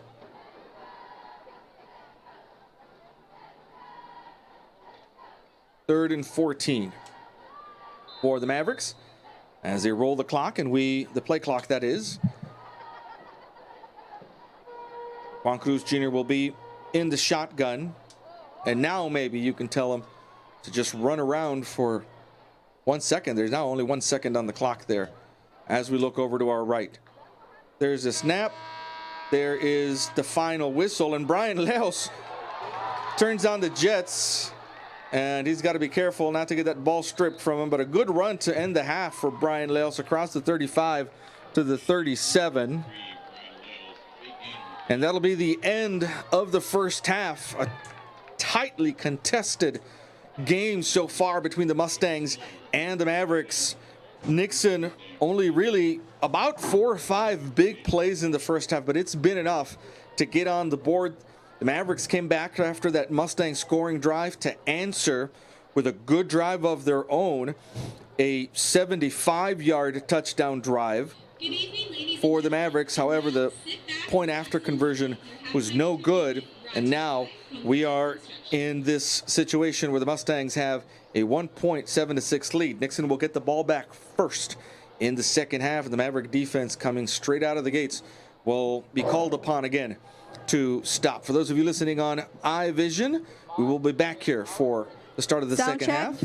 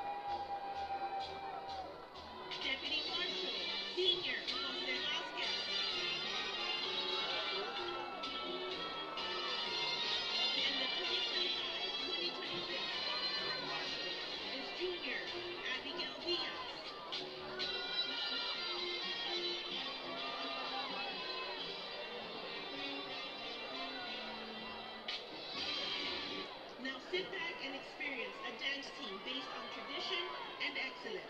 The J.W. Nixon High School Golden Spurs. Golden Spur of the Week is Junior Emily Rodriguez and Senior Desiree Munoz.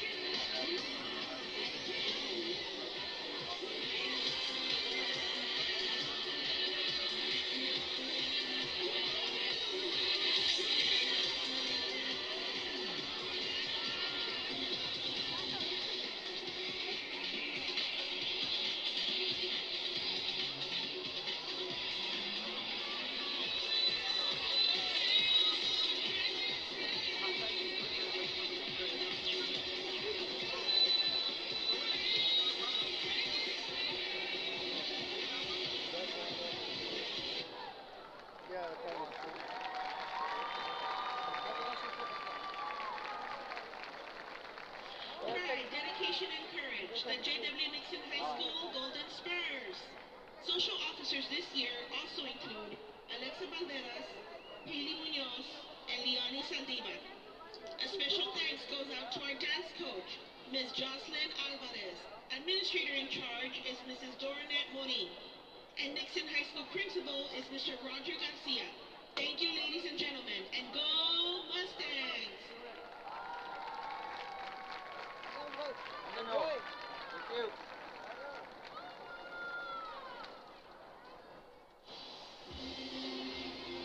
And now, ladies and gentlemen, here they come, Eagle Pass Independent School District Sweethearts.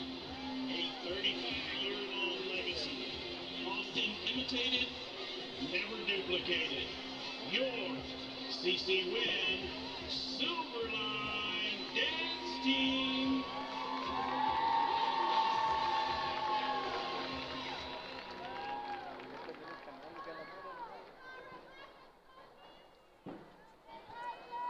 Here they come, Eagle Pass Independent School District Sweethearts.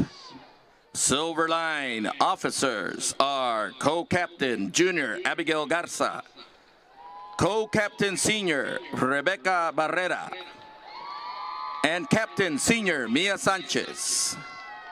Silver Liners of the Week are sophomore Itati Rodriguez and Captain Senior Maya Sanchez. Tonight, Silverline will be joined with some very special guests. And now, they sparkle, they shine. They're your Silver Line.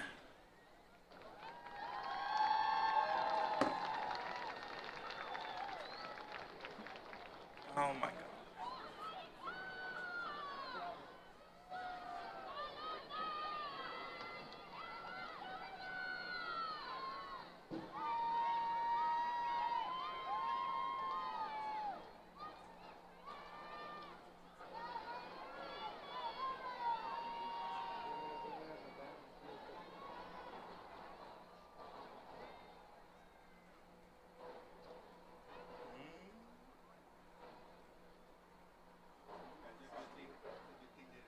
Yes, exactly.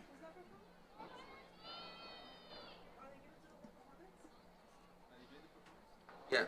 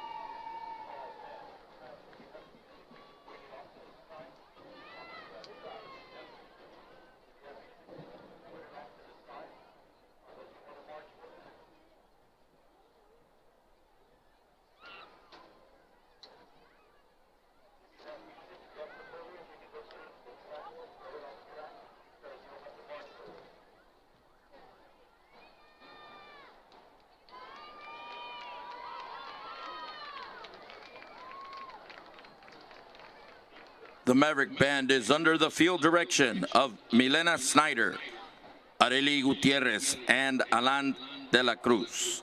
The section of the week is the percussion section. Band members of the week are Dario Gutierrez and Julian Garcia. Striking Silver Guard officers are Captain Victoria Zapata, Co-Captain Tivani Valderas, and Lieutenant Paulina Garza. Guard members of the week are Junior Rebecca Carvajal and Junior Sonia Rodriguez. The band will perform selections from their 2025 UIL show entitled Enjoy the Ride, which includes Ride by Hasso, Fast as You by Yoakum, Fast Car by Chapman, and If You Might Think by the Cars. And now,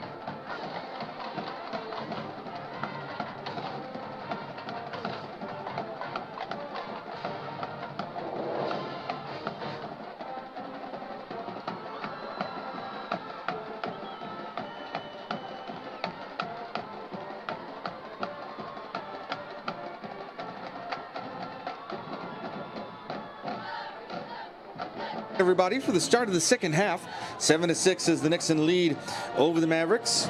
Mustangs are going to get the ball back, or going to start the second half rather, with the ball here after Kevin Sugaki kicks off from his own 40-yard line. We're going to see what adjustments were made at halftime. More importantly, this Maverick defense is going to be called upon right off the bat here in the second half to stop what surely is a Mustang offense that has made some adjustments.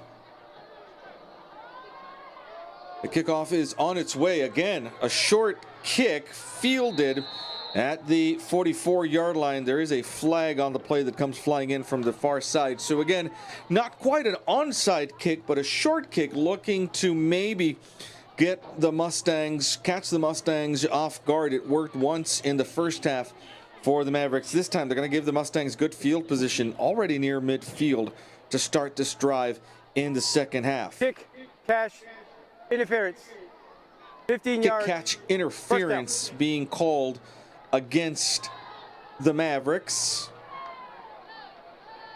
They had spotted this ball at the 44. They'll step it off now. 15 yards, and this drive is going to start well in Maverick territory at the 41. And just what we were talking about right off the bat here, the Maverick defense has a short field to defend.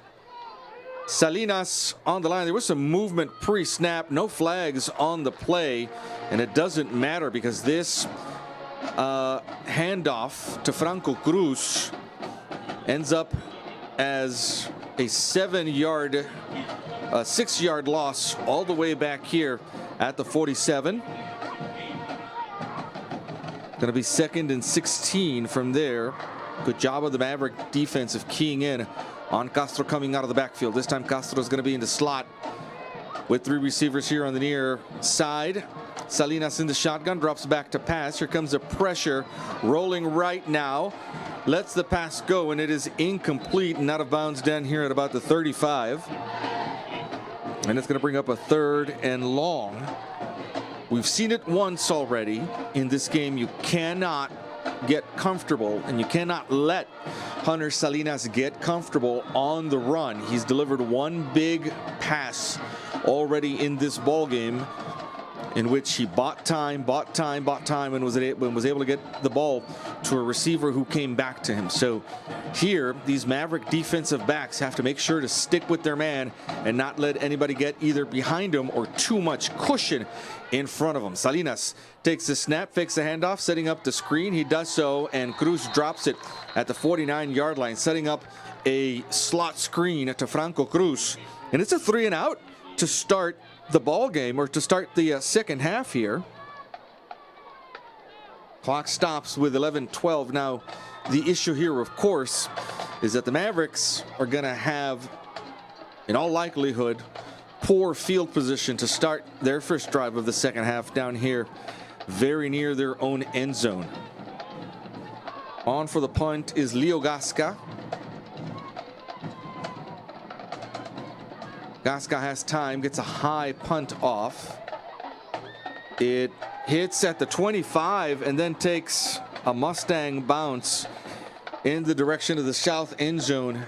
And as predicted, Mavericks are going to start at their own 12 with 11:01 left in the third quarter.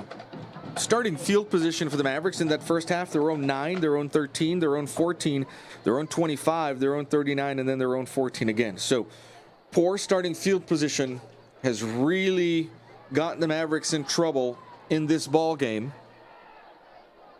And let's see if Juan Cruz Jr. can pull them out of it here near the top of the second half. Cruz is in the shotgun. He's going to move Jaime Rojas to the top side of the formation.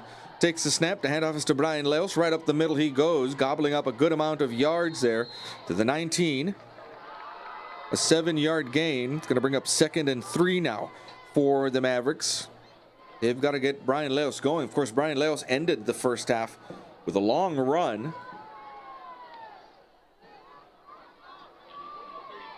And they're looking for him to pick holes in that Mustang defense again.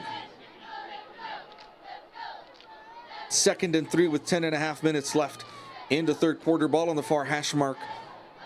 Cruz Jr. in the shotgun has all 3 of his receivers over to the top side. Now he's going to move Jaime Rojas down here. Franco Cruz is in coverage, moving along with Rojas. Quick pass caught at the 25-yard line on the top side of the field. That's Kevin Sugaki. He's got to hold on to it. He fumbles it, and the Mustangs are on top of it at the 34. Sugaki caught the ball, started running upfield, and then someone came in from behind and just stripped him. We heard the Maverick defensive coaches talking about practicing the peanut punch. That's punching out the ball when a ball carrier has it, done to perfection by the Mustang defense over on the far side of the field, and the ball goes over on the first turnover of the game. The Mustangs will start at the 34 with 10:06 left in the third quarter. Movement on the right side of the line. There's a flag. Cost them 5 yards. Back Ball to the start. 39 will go Offense. the Mustangs. First and 5-yard 15 penalty. from there. First down.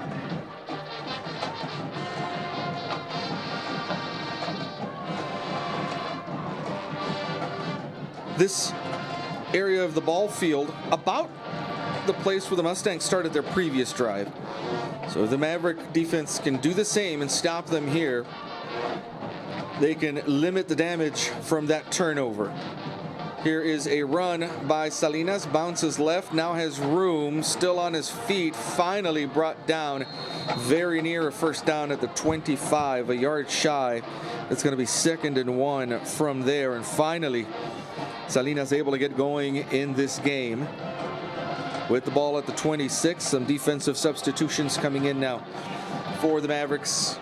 Tight formation, looking for the quarterback sneak here.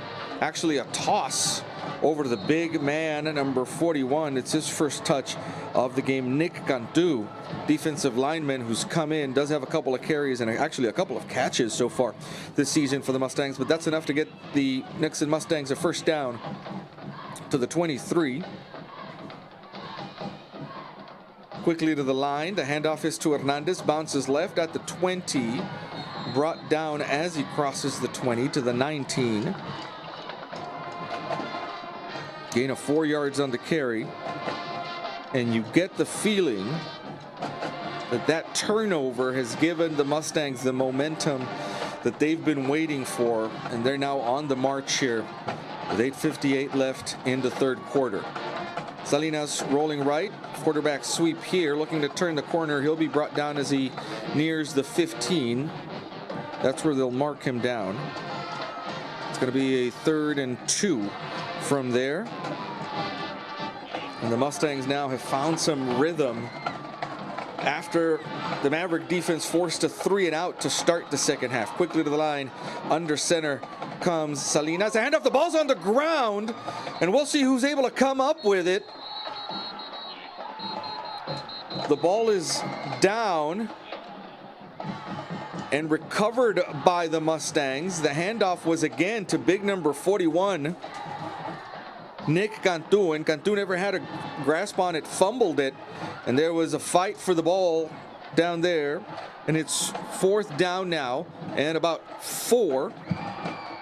Sideline warning. Winn. It's a sideline warning That's the first against of the the half. Mustangs.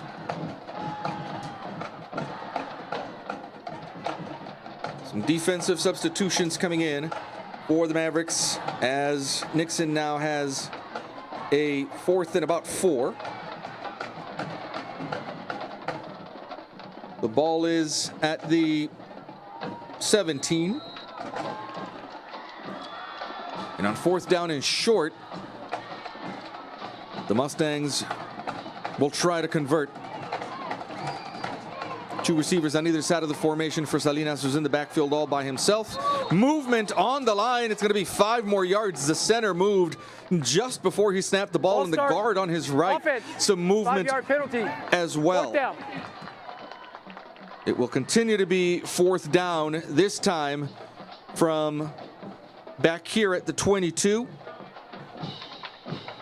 And it's going to be a 4th and 9 now, and the Mustang offense will stay on the field seeking a 4th down conversion.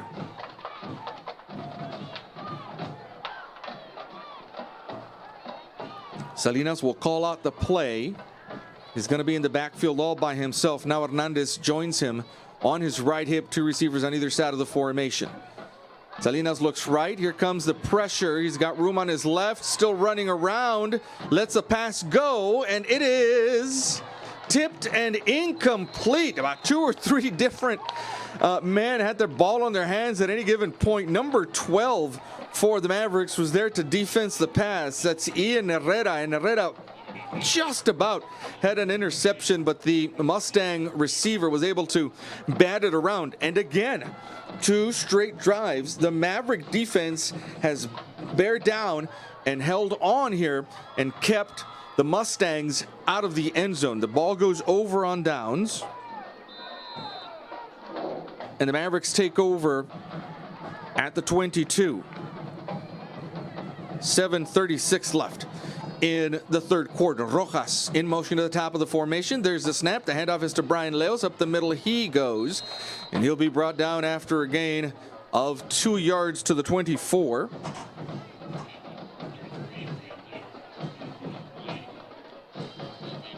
You're waiting for Leos to just break one out eventually here in this ball game. And maybe the Mavericks use a little play action and get someone open downfield. 3 receivers here to the near side, the left of the formation. There goes Rojas in motion over to the right. There's a play action. Cruz in trouble, lets the pass go. I don't know if that's a backward pass, but somebody's got to fall on top of it, and they're going to call it incomplete.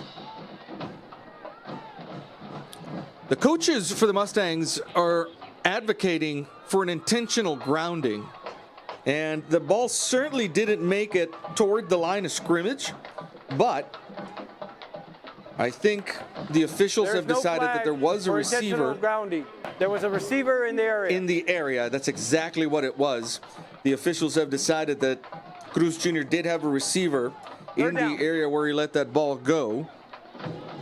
And so on the incompletion, it'll be 3rd and 8 now from the 24 for the Mavericks. Very important to convert on this 3rd down and keep this drive going with 6:50 left in the 3rd quarter. Clock stops on the incompletion.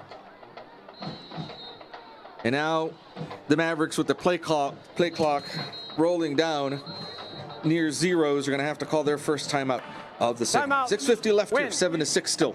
The Mustang lead. We'll be right back.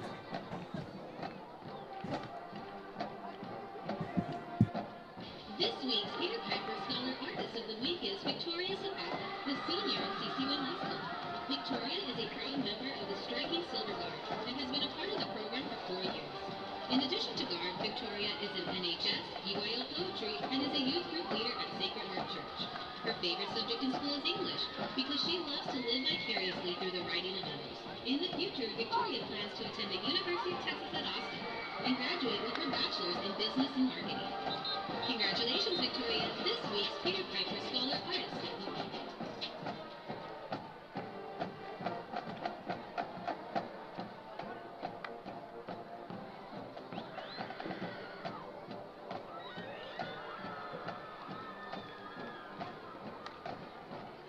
.650 left in the 3rd quarter. 3rd and 8 for the Mavericks from the 24-yard line. A very important attempt at converting on 3rd down here for the Mavericks. They have to keep this drive going, and they have to flip the field. They've been working deep in their own territory for most of this second half.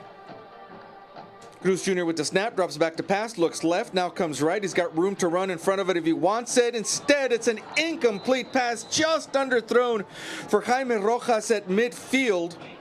Cruz had some room to run. You get the sense that he could have maybe picked up the first down if he just pulled the ball down and ran with it. But he saw Rojas flash open, and he just couldn't get enough on the pass to get it to Rojas where he was, and the Mavericks are going to have to punt off. Kevin Sugaki looking to get off a good one.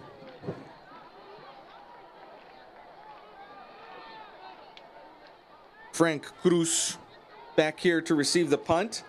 He's going to let it bounce in front of him, and he won't pick it up. Takes a sideways bounce at the 38. And that's where the Mustangs will start with 6:31. And again, in this ball game, the Maverick defense will be asked to hold a Mustang offense that has put up points consistently all season long against some of the best defenses in this district. This Maverick defense has really done a good job of holding them today, but you cannot keep giving them the opportunity to have the ball on offense. 6:31 left. Here's a run by Hernandez. He's got room, turns up field, still juking and bouncing around. It will finally be brought down in Maverick territory at the 44. A huge run for Emilio Hernandez. He hasn't had many of those in this ball game, maybe about 2 or 3, but they've been effective in moving the chains when he's had them. The Maverick defense on its heels now in its own territory at the 44. Ball on the far hash mark. Salinas will come to the line. He's got Hernandez on his left with him. 3 receivers here to the near side of the formation. 1 split out wide left. 6:07 left into third quarter. The handoff again to Hernandez. Again bounces left. Brought down from behind at the 40. And it's a gain of 4 on the carry.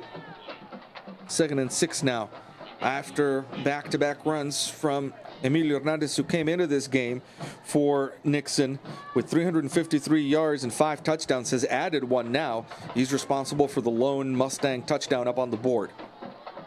2nd and 6 from the 40.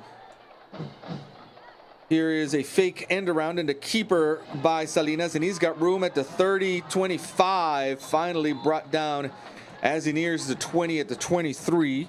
A first down. 13-yard gain for Salinas. And the Mustangs again are on the move. This is about the part of the field where their previous drive stalled. Quickly to the line.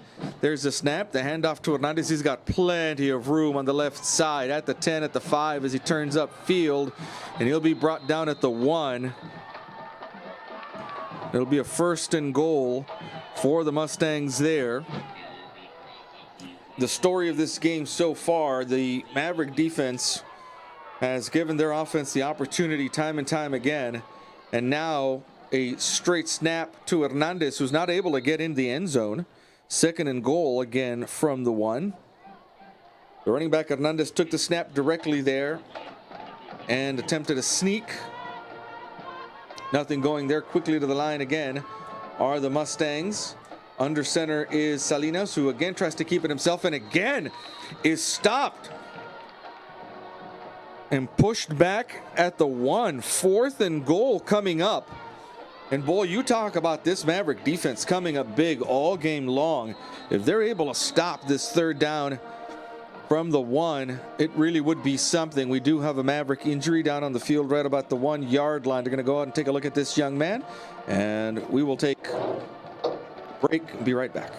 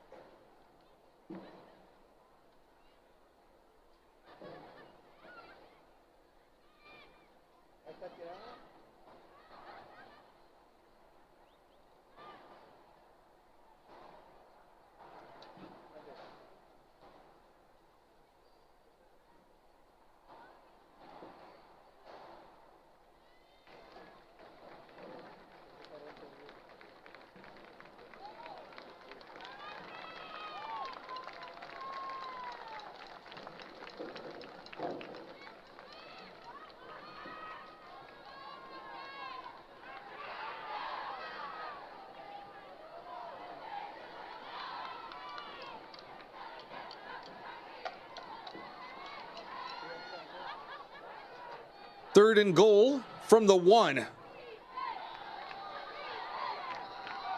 From the 1 yard line, the Mustangs have had 2 opportunities already to get this ball into the end zone, and the Maverick defense is held firm.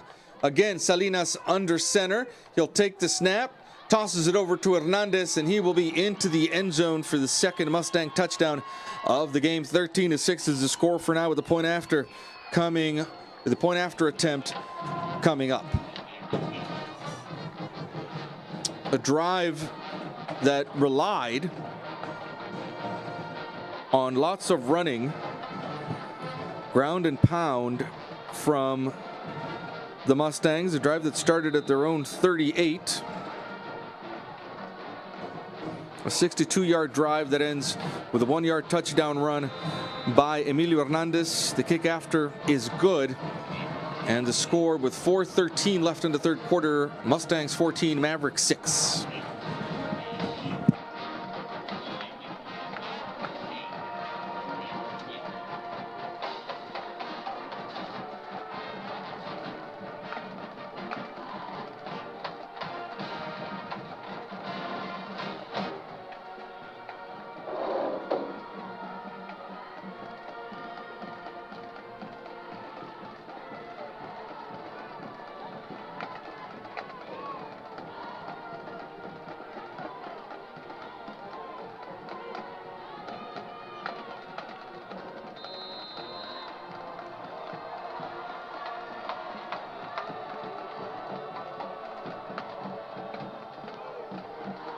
Kickoff is on its way. It will be fair caught back at the 12-yard line by Jaime Rojas.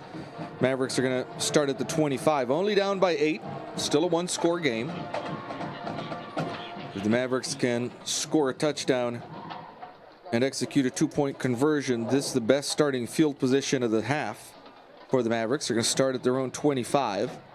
And still really plenty of time left in this ball game. Only 4:13 left in the third quarter. But the Mavericks really have to get something going. They did have something going there in the very first drive of the game, and then a fumble turned the ball over, and the Mavericks, with poor field position all throughout the second half, have given up a second touchdown. Cruz Jr. rolls right. Caught from behind, there's a fumble, and if that ball doesn't go out of bounds, the Mustangs will fall on it, and they do. At the 22, the second fumble of the ball game, second turnover of the ball game, and the Mustangs are going to take over at the 23-yard line. In a game that was in hand as little as about 8 minutes ago, is now threatening to bust wide open for this Mustang team. Fumbles on 2 out of the 3 possessions in the second half for the Maverick offense. Nixon will start this drive at the Maverick 23 with 4:03 left in the third quarter. 2 backs in the backfield. That's Castro and Hernandez along with Salinas. In the shotgun, takes the snap. The handoff is to Hernandez, turns the corner over on the far side, nears the 15. He'll be brought down at the 16. A gain of 7 on the carry. And of course, what this ground game is doing is really, if you want a boxing analogy, those are body punches to the Maverick defense. And eventually you just wear those defensive linemen down. Here's another carry by Castro to the same side, over to the left. Castro picking his way through the Maverick defense, is brought down at the 11. Gain of a yard. That's actually a first down there, as they were short on the previous play. So it's 1st and 10 now from the 11. Mustangs can still get a first down. Here's a keeper on the counter by Salinas. Turns the corner at about the 10. Puts his head down near the 5. Doesn't go out of bounds, so the clock will keep ticking. They'll give him the 5-yard line. It'll be 2nd and 4 from there for the Mustangs, who have basically lived all second half long here on the Mavericks side of the field. Here's an option pitch back to Hernandez, who gets stood up as he nears the 4-yard line. A gain of only a yard there. 3rd and 3 now coming up. Good job of the Maverick defense of stringing out that option play. 2:28 left in the 3rd. The Mavericks down by 8 and hoping to keep it there here after a fumble got the Mustangs started on the Mavericks side of the field. 3rd and 3. The carry by Hernandez as Cruz blocking in front of him, and he's able to string it out, turn the corner, and score his second touchdown actually his 3rd touchdown of the ball game. Emilio Hernandez with 2:04 left in the 3rd quarter gets the Mustangs into the end zone again. 20-6 is the score for now, with a point after by Gasca pending. This is a game that was very tight at the half. 7-6 was the Mustang lead. The Mavericks actually held the Mustangs on their first 2 drives. Kick is good, point after is good. 21-6 is the score. And with 2:04 left in the 3rd quarter, the Mavericks will be back on offense when we return.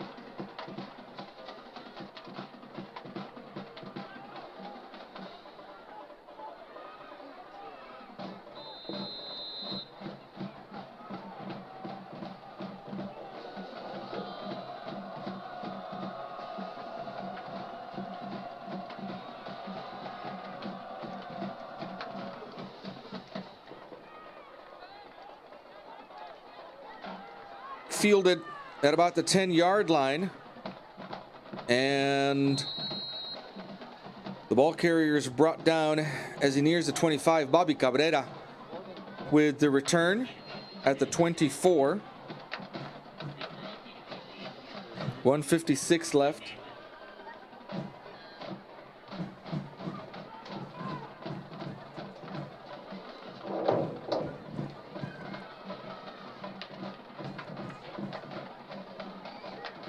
.156 left in the 3rd quarter. Ball at the 24 on the far hash mark. A little more urgency now required of this Maverick offense, as they have to really put some points on the board here. Brian Leos tries the right side of the line. He'll be brought down after a gain of a couple. 1 yard to the 25.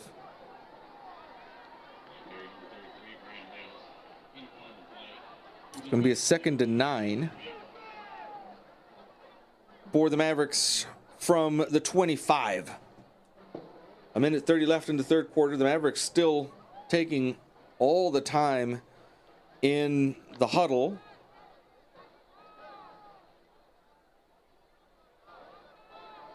Cruz Jr. will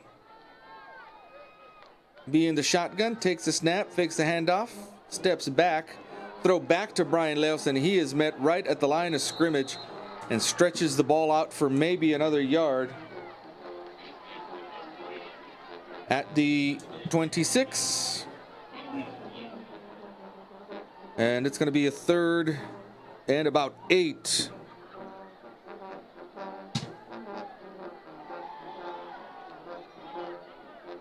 For the Mavericks there.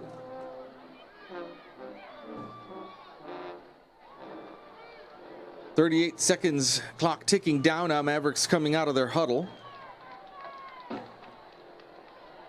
Ball's at the 26. Cruz Jr. into shotgun. They need 9 yards to get a 1st down. He's got a man in his face, lets the pass go. It's caught by Rojas at the 35. Downfield goes Jaime Rojas. He's got to hold on to the ball, and he does. And he gets the Mavericks a much needed 1st down at the 44-yard line.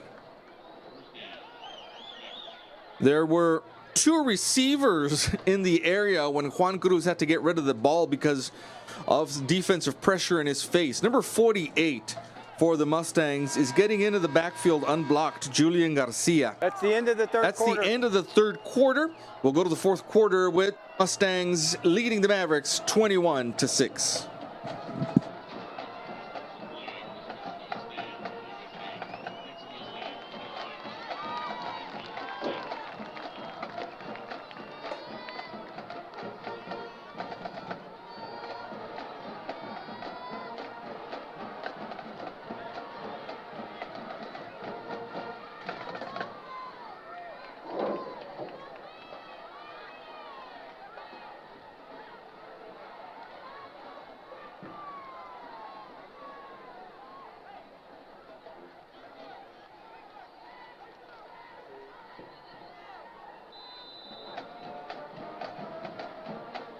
Start of the fourth quarter, we switch sides of the field. The Mavericks going towards the south end zone now. And the Mavericks need to score a bunch of points here in the fourth quarter to catch up. 21-6 is the score for now. They've got a first down at the 43. Here's a handoff to Leos, met at the line and pushed back for a loss of a yard.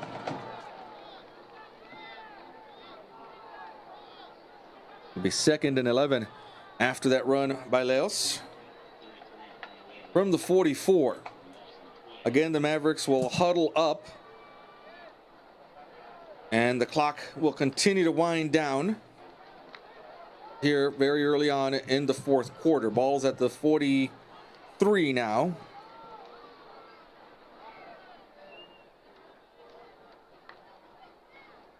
There's a snap. Cruz Jr. with a quick pass to Ezequiel Banda. Makes the catch. Heads up field. And pushed out of bounds after getting enough for a first down in Mustang territory now at the 43.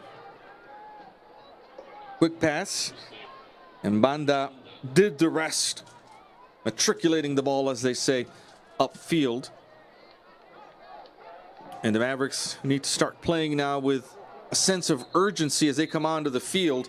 Flag on the play here. I think they're going to get offensive coordinator Heriberto Royce for coming out onto the field. Sideline warning.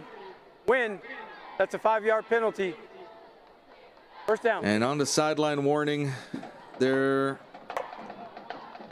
going to cost the Mavericks 5 yards. They're stepping it off in the wrong direction. The official has to go towards the north end zone. They're telling him now. They're letting him know. The ball's going to end up at the 48. After that penalty, and it'll be first down still. 1st and 15 coming up. Clock does stop. 11:15 left in the ball game. The Mavericks down 21-6.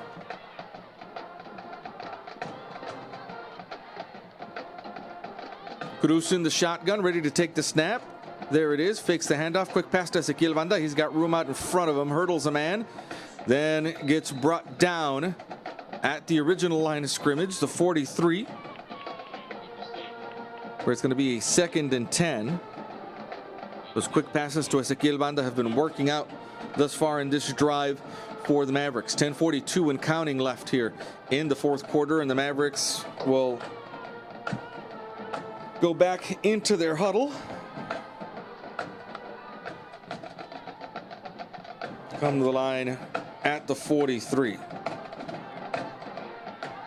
Cruz Jr. is in the shotgun with Ryan Leos on his left and a blocker in front of him. Fumbles the snap, rolls right, lets the pass go. It's caught by Kevin Sugaki inside the 30. He's brought down at the 27, and Sugaki was a little wobbly coming out of that tackle.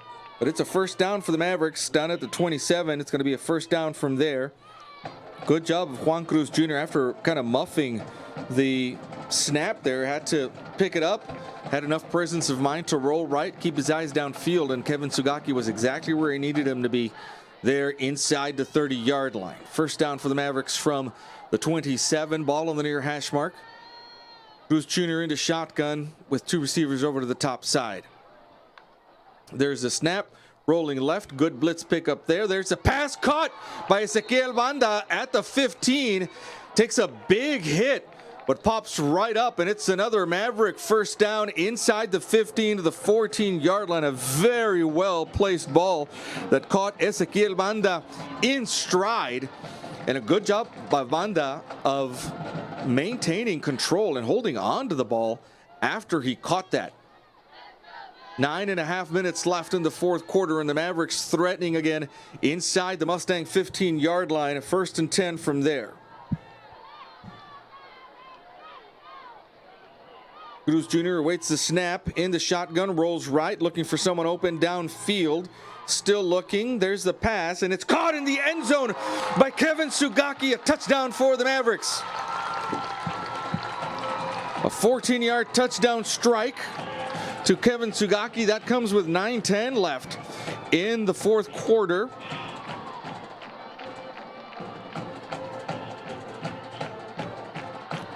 The Maverick offense is going to stay on the field, I believe.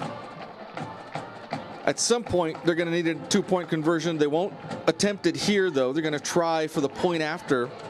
The man who just caught the touchdown pass, Kevin Sugaki, will be on to attempt the extra point. The quarterback, Juan Cruz Jr., is the holder. Last time we saw this happen, there was a botched point after attempt, and Juan Cruz Jr. ended up running with it, being caught short. Here's the kick. It is up and good. And the Mavericks have once again made this an 8-point game. 21-13 is the Mustang lead with 9:10 left in the ball game.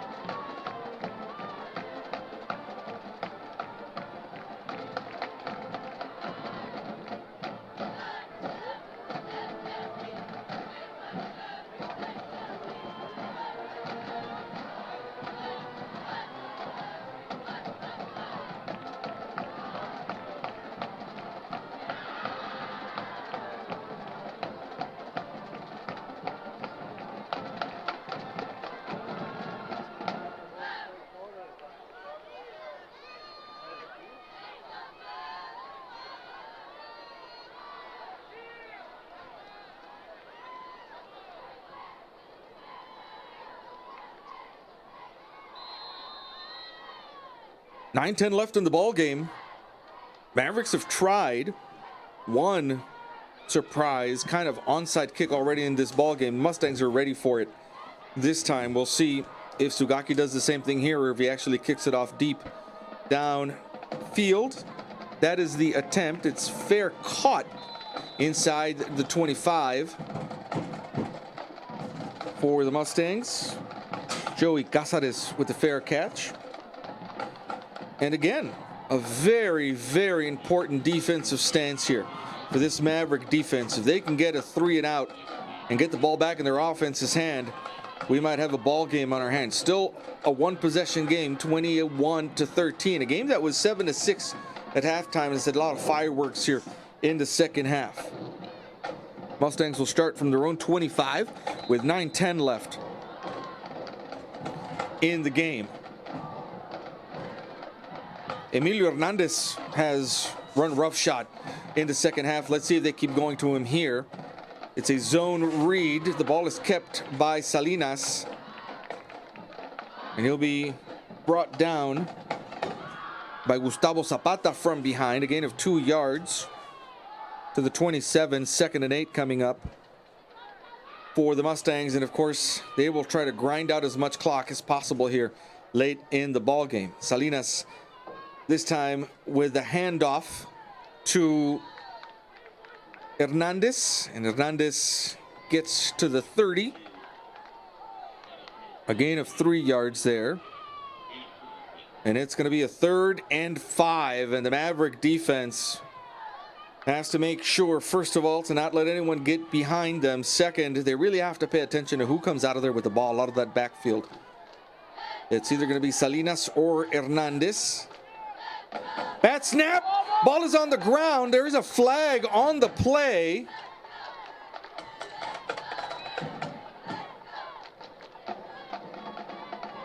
We don't have a call from our referee, Daniel Saldaña, False yet. start. False start, and that's the Offense. one time 5-yard penalty. where a pre-snap penalty saved the Mustangs, because if the result of the play had been let go, it would have been a sack back here at the 25 or so, 23.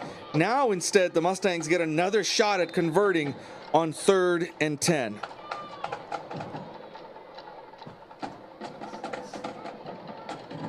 Ball's at the 25-yard line after the penalty. 8 minutes showing on the clock. And the Maverick defense looking to hold the Mustangs here on 3rd and 10. There's a snap. Salinas looking to pass in the pocket.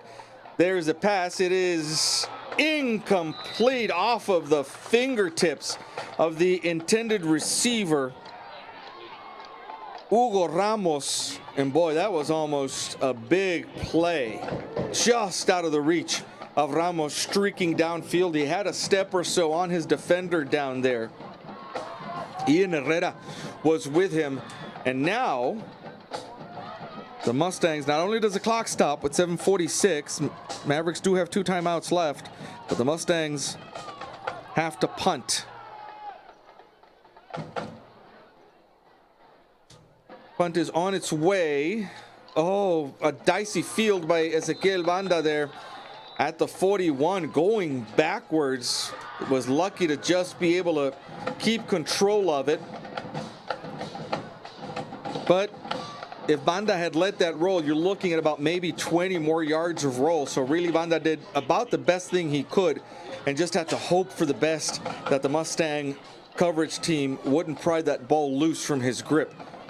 Pretty good starting field position, the best starting field position of the half for the Maverick offense at the 40-yard line with 7:37 left. Let's see if they can take advantage of it, go down the field. If they score a touchdown, they do need a 2-point conversion to be successful to tie this ball game at 21. 7:37 left. The Mavericks on the move here late in the 4th quarter. Ball on the left hash mark, or the right hash mark near to us. Brian Leos with the carry is going to be upended at the 42. A loss of 2 yards is going to bring up 2nd and 12. And the clock keeps ticking with 7:22 left on the clock here in the ball game. From the 42, 2nd and long. Cruz Jr. will come out with 27 seconds left on the play clock with the play call. We will be under 7 minutes by the time the Mavericks get to the line. Ball on the far hash mark. Cruz in the shotgun has 2 receivers here to the near side, 1 split out wide left. Here's Brian Leos now coming to the slot. Bat snap. Cruz has to bring it down, rolling right, looking for someone open. Sugaki with the catch. He is pushed out of bounds and then tackled out of bounds. No flag on the play. It's going to be a 3rd and 8 as that ball is going to be placed at the 38, or at the 42 rather.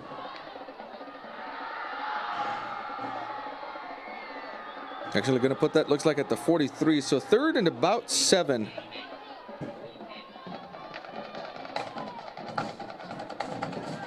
After that catch by Kevin Sugaki. 6:10 left in the ball game. Ball on the near hash mark for the Mavericks. Cruz Jr.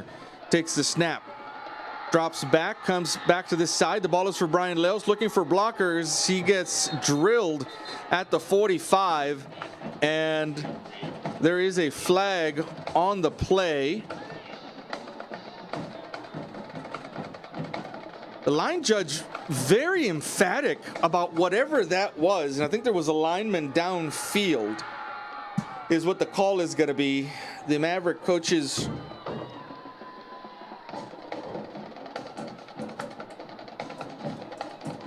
talking to the officials down on the near side. The line judge threw the flag and then kept pointing at someone in a very emphatic fashion.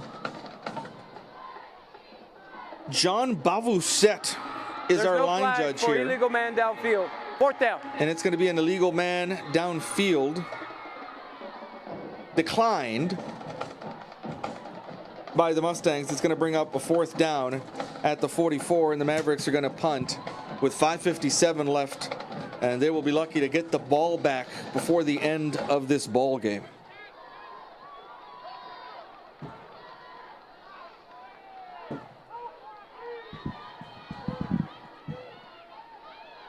Franco Cruz was back here to receive. They're going to switch out now.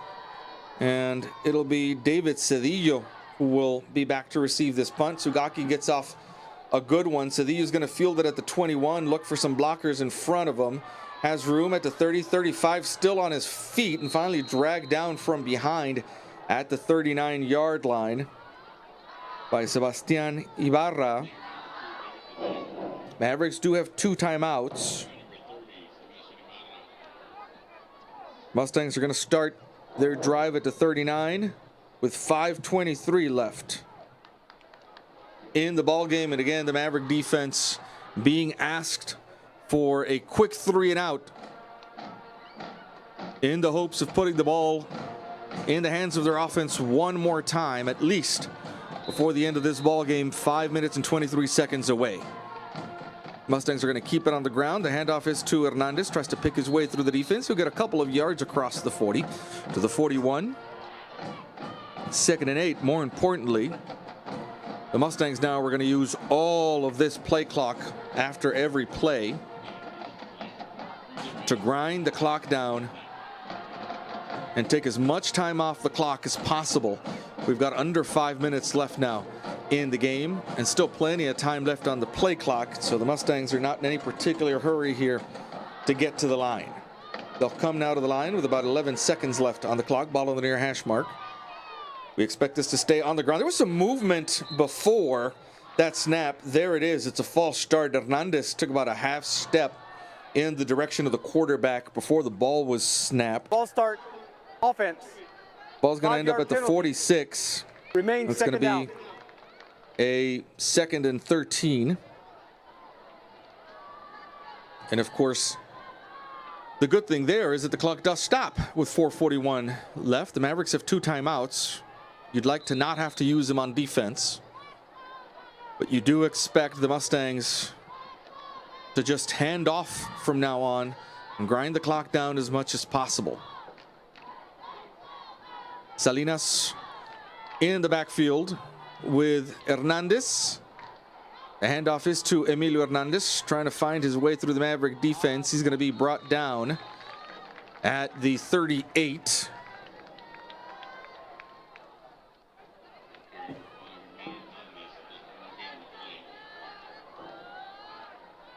It's going to be a 3rd down now, and about 11 from there.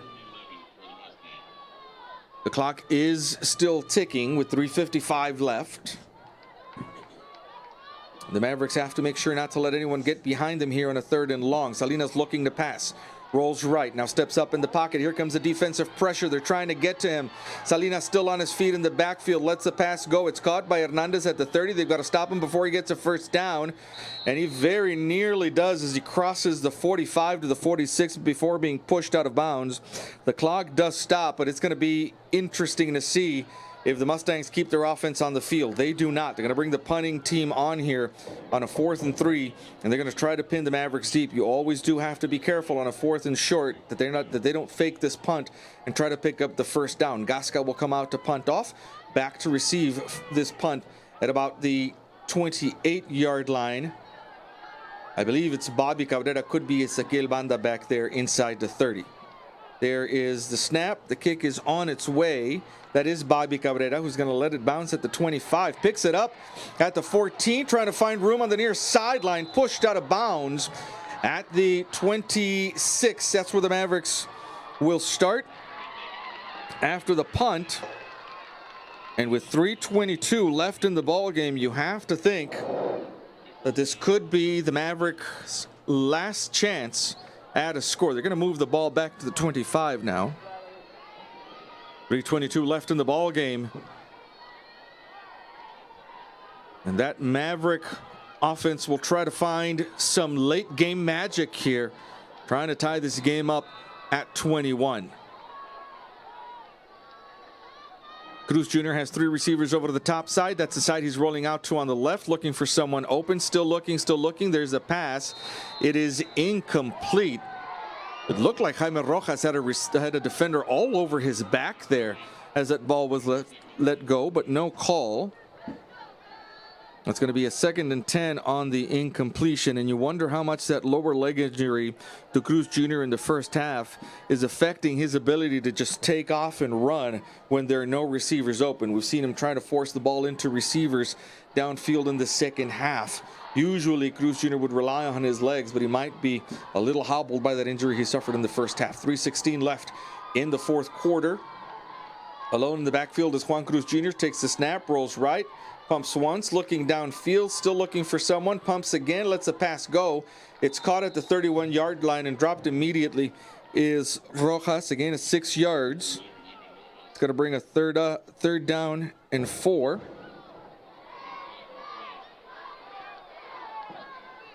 Mavericks had 2 patterns going deep downfield.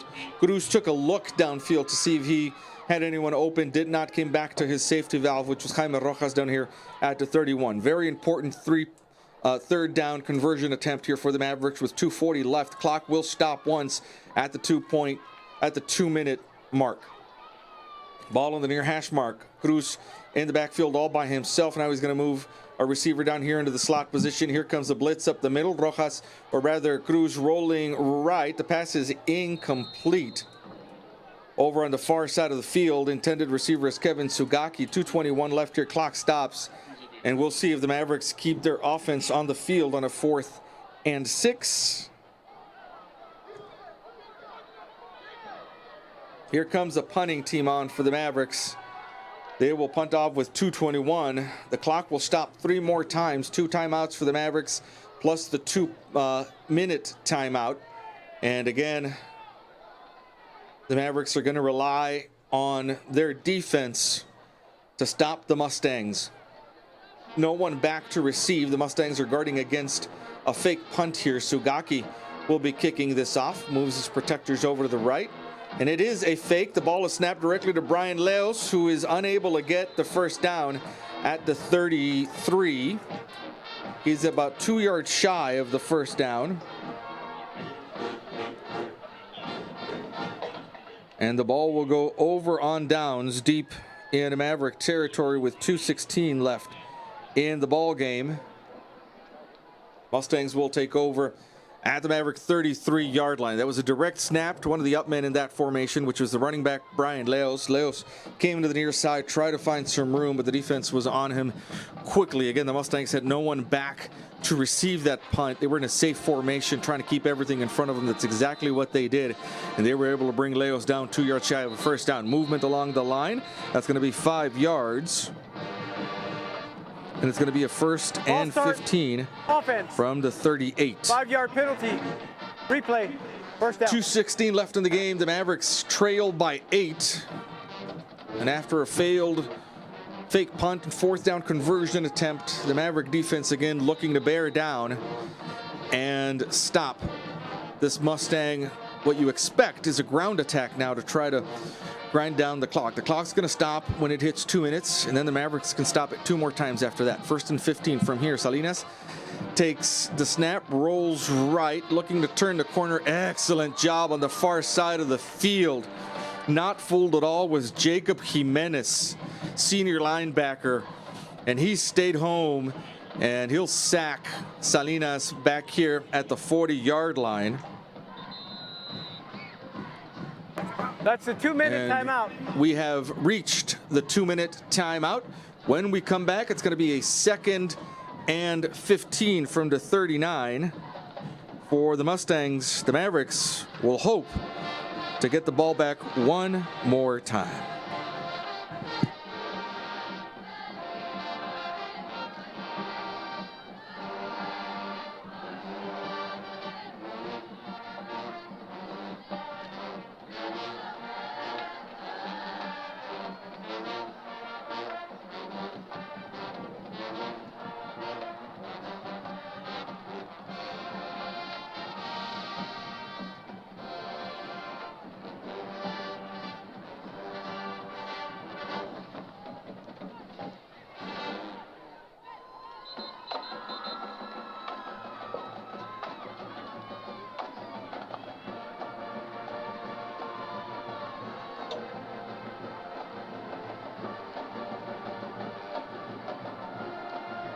2-minute timeout. 2nd and 15 from the 39 for the Mustangs. The Mavericks do have 2 timeouts left. They'll look to call it here, barring a turnover,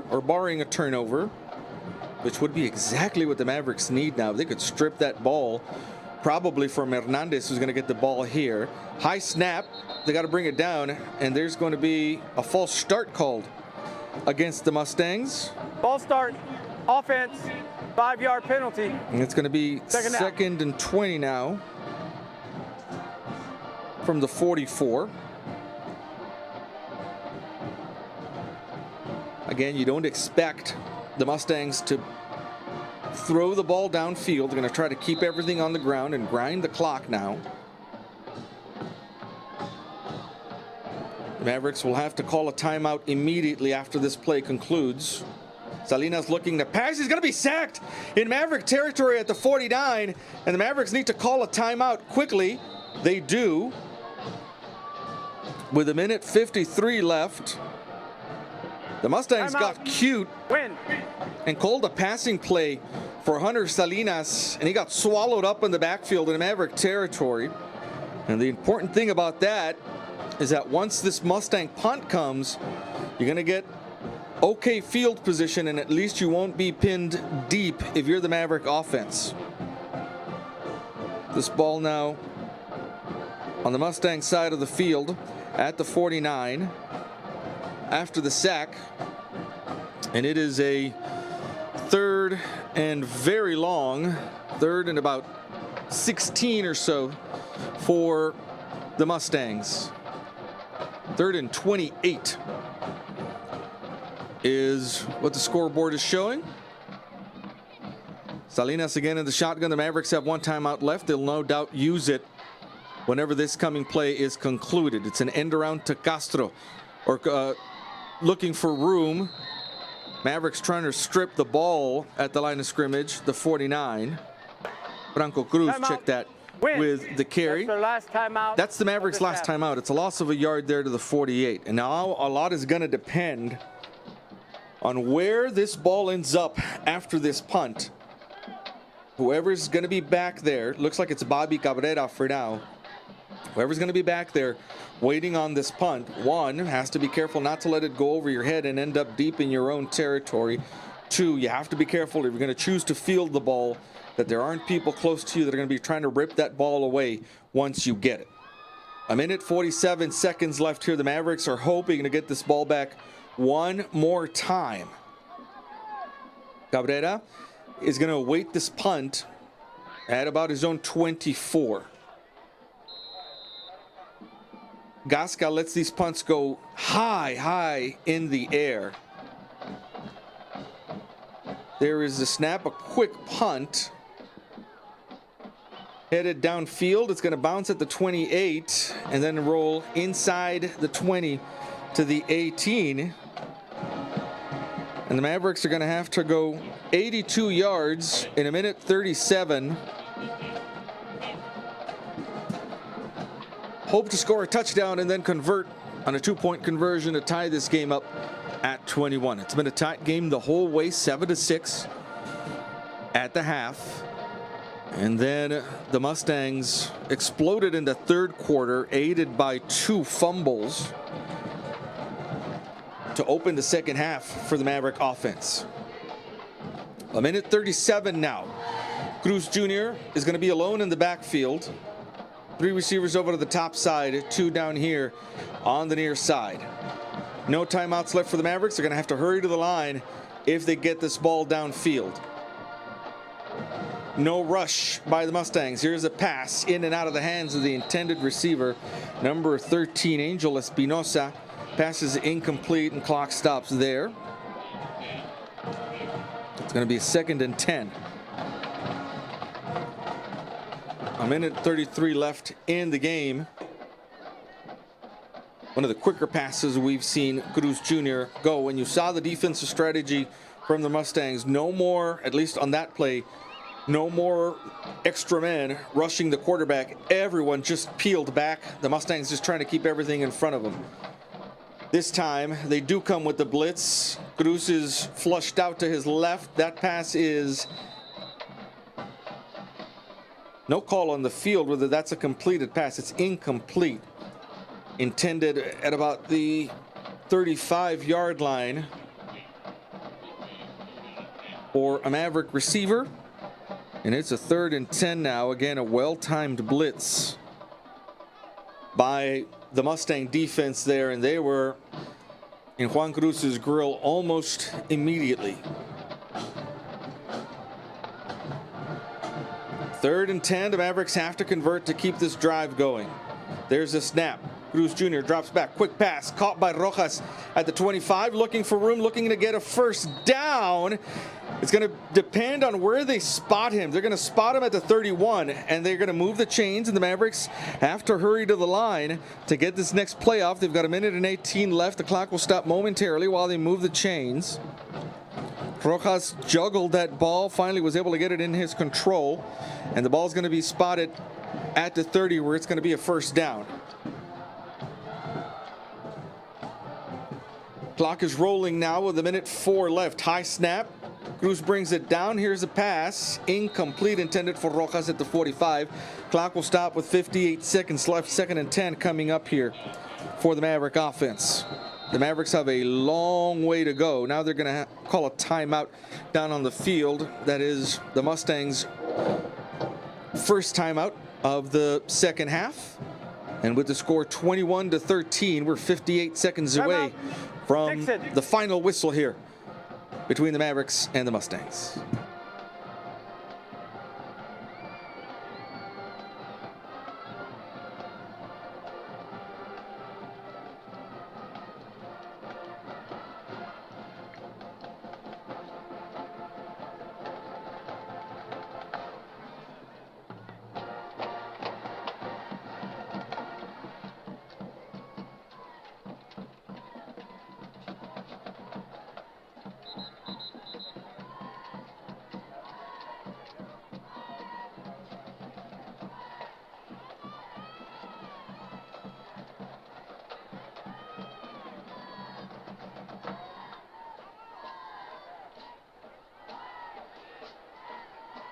To go 70 yards in 58 seconds. 2nd and 10 from the 30-yard line. Ball on the far hash mark. 5 receivers across the formation for Juan Cruz Jr. He'll take the snap. No blitz there. Pass is caught at the 42, and then pile driven into the ground is the receiver Angel Espinosa. It's good enough for a Maverick first down, and the Mavericks have to get to the line of scrimmage quickly, the 41. And the ball is spiked by Cruz right there. Ball's actually at the 42. 2nd and 10 coming up. Good job by Juan Cruz Jr. there of killing the clock. Mavericks are out of timeouts. 50 seconds left in the ball game. Mavericks have about 57 yards or so to go to get this ball in the end zone. There's a snap. Cruz steps up in the pocket, has room in front of him. He's going to keep it himself now. Headed towards the sideline on the far side of the field. Now cuts upfield at the 35, at the 30. Slides down inside the 30. There's a flag that comes from back here. And that might be a hold that'll bring at least the last part of this run back. Even if it's from the spot of the hold, then it should still be a Maverick first down if it came towards the end of the run. The officials are talking about it now.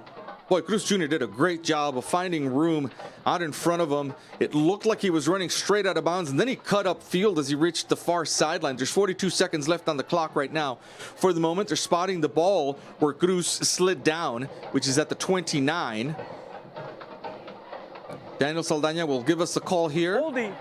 Offense. Holding. Holding. Defense. Holding. No penalty. It's offset. Go back to the previous down. 2nd down.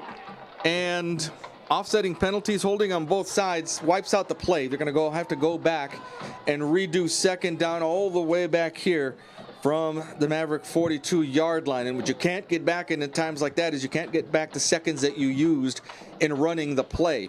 So the Mavericks now will have 42 seconds left, and they'll again have a 2nd and 10 from the 42.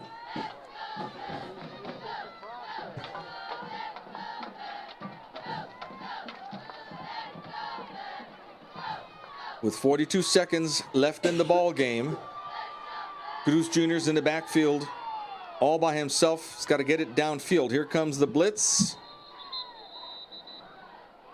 The play came to a stop. I don't think I see flags on the play. Everyone stopped playing. Please reset the clock. 4-7. 4-7. And they're asking to put 5 more seconds on the clock. The officials blew that play dead before it got started. And now we'll have 47 seconds left with the ball at the 42-yard line.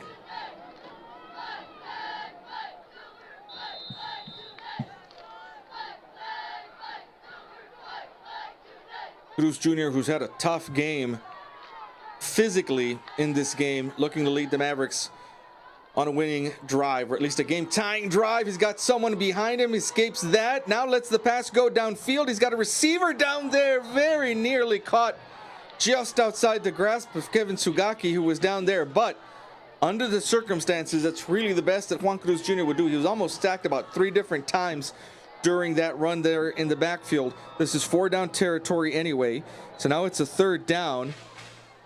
A bunch of time did go off the clock there. Almost 20 seconds, 19 seconds went off the clock on that play. Ball is at the 42, 3rd and 10, but really you've got to push the ball further downfield than just a 1st down. There's a man uncovered down here for the Mavericks.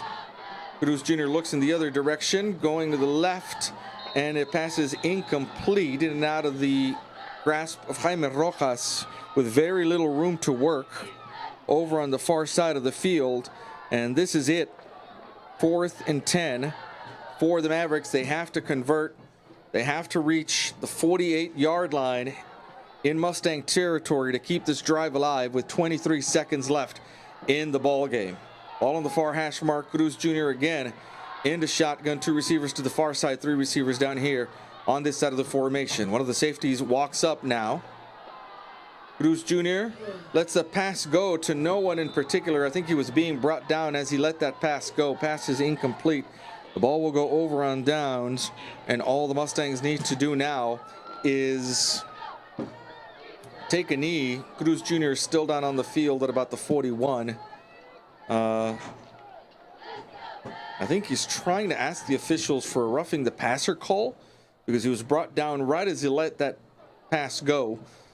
But that 4th down conversion attempt is unsuccessful, and all the Nixon Mustangs have to do now is run 19 seconds off the clock here, and the game will come to an end.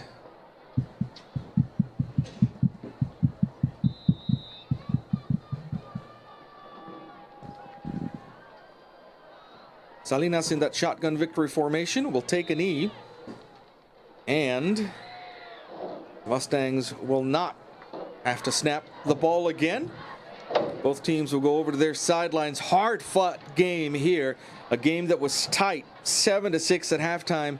The turnover bug bit the Mavericks at precisely the wrong time. They fumbled the ball on 2 out of their first 3 possessions in the second half. Were not able to recover from that.